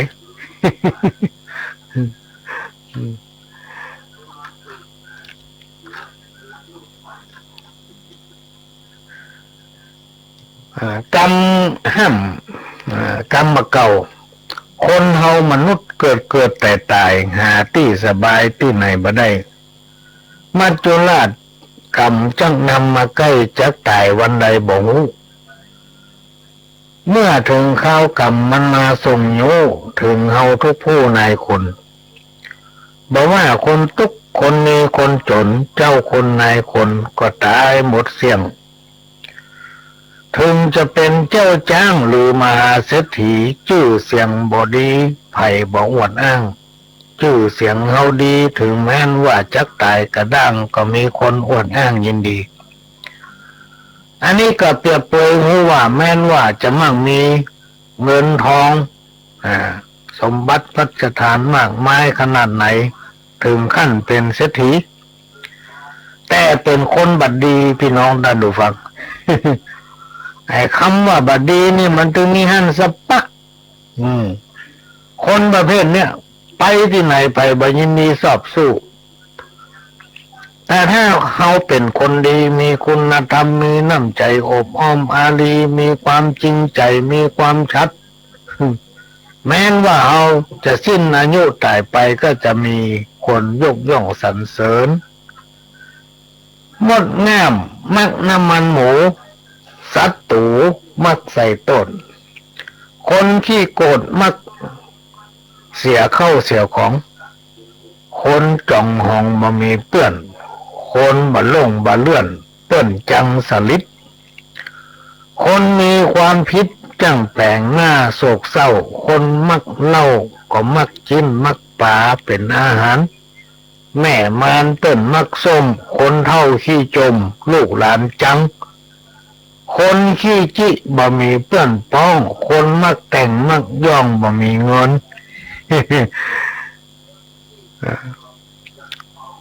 ที่ใดเปิ้นบ่เจิญบ่ควรดีไป โลภการโลภงานจักได้เป็นดีโลภอิทธินารีมีเมียหลายคนนี่จะได้เป็นขี้ข้าโลภเสื้อโลภผ้าจังวินาศสิบหายเลี้ยงหมูหลายเป็นว่าจะตายเป็นขี้เปี้ย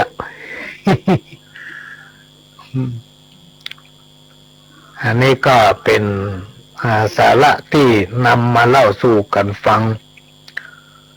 แล้วก็มีกรรมเก่าที่เปิ้นเขียนส่งมาให้เนี่ยพี่น้องท่านฟังถึงแม้ว่ามันจะซ้ำกันคำเป็นอย่างเขียนมาเตอะ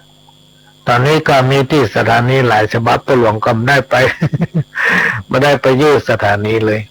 ก็เอาไว้ก่อนเดี๋ยวก็มาอ่านกัน แล้วก็ในช่วงเดือนธันวาก็จะมีการแจกรางวัลสินน้ำใจสำหรับผู้ที่เขียนข้าวห้ามส่งมา ก็มีวิทยุ3 เครื่องเนอะพี่น้องท่านผู้ฟังบุญญาปาระพระปอปิตามีเต้าได้จากฟัง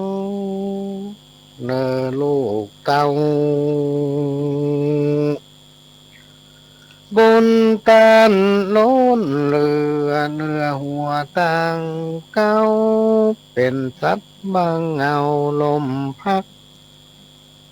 ต้นโพสไลกิ่งใบมีนักนกหนูย่อมเข้าไปนอนกุลปอ21กุลแม่12ปีตามารดอนเป็นพระผู้สร้างถ้าเลคุณเขายกเอามาก็แถมข้าว จ้อยพระคุณของพ่อของแม่เฮ้ยน้อยหนึ่งเวลาใกล้จะหมดละวันนี้ก็ต้องขอสมาภัยตัวใจเทปเก่าออกรายการให้พี่น้องท่านผู้ฟังได้รับฟังกันไปนักถ้ามาเข้ารายการพี่น้องท่านผู้ฟังก็โทรมาเดือดร้อนคนนั้นโทรคนนั้นโทรวันค่ำแล้วเป็นร้อยๆสาย ก็เลยมาเข้ารายการแล้วก็เอาเทปเก่ามาแซมเพราะว่าช่วงนี้ยังอยู่ช่วงของการบำบัดรักษาเกี่ยวกับสุขภาพเกี่ยวกับเสียงกับคอพี่น้องท่านผู้ฟังก็ 80% ละ ก็จะพยายามมาพบปะพี่น้องท่านผู้ฟังเป็นประจำบอกว่าจะเป็นวันจันทร์วันพฤหัสวันศุกร์2 ทุ่มเกินถึง5 ทุ่มวันเสาร์4 โมงถึง6 โมงแมลง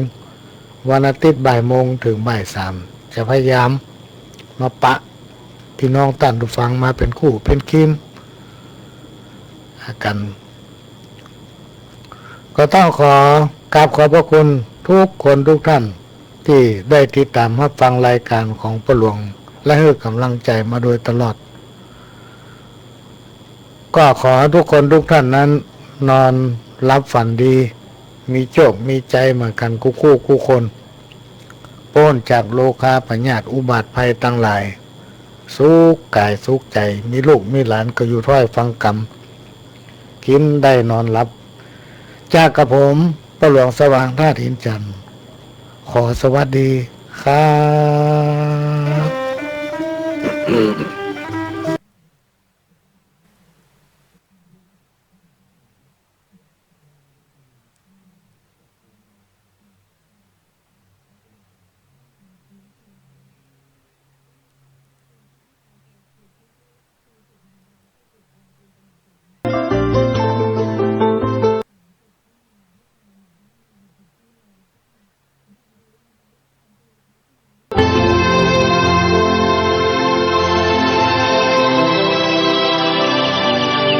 วันนี้เป็นวันพระขอเรียนเชิญพุทธศาสนิกชนทุกท่านมากลั่นจิตให้ใสกลั่นใจให้เป็นบุญด้วยการให้ทานรักษาศีลและเจริญจิตภาวนา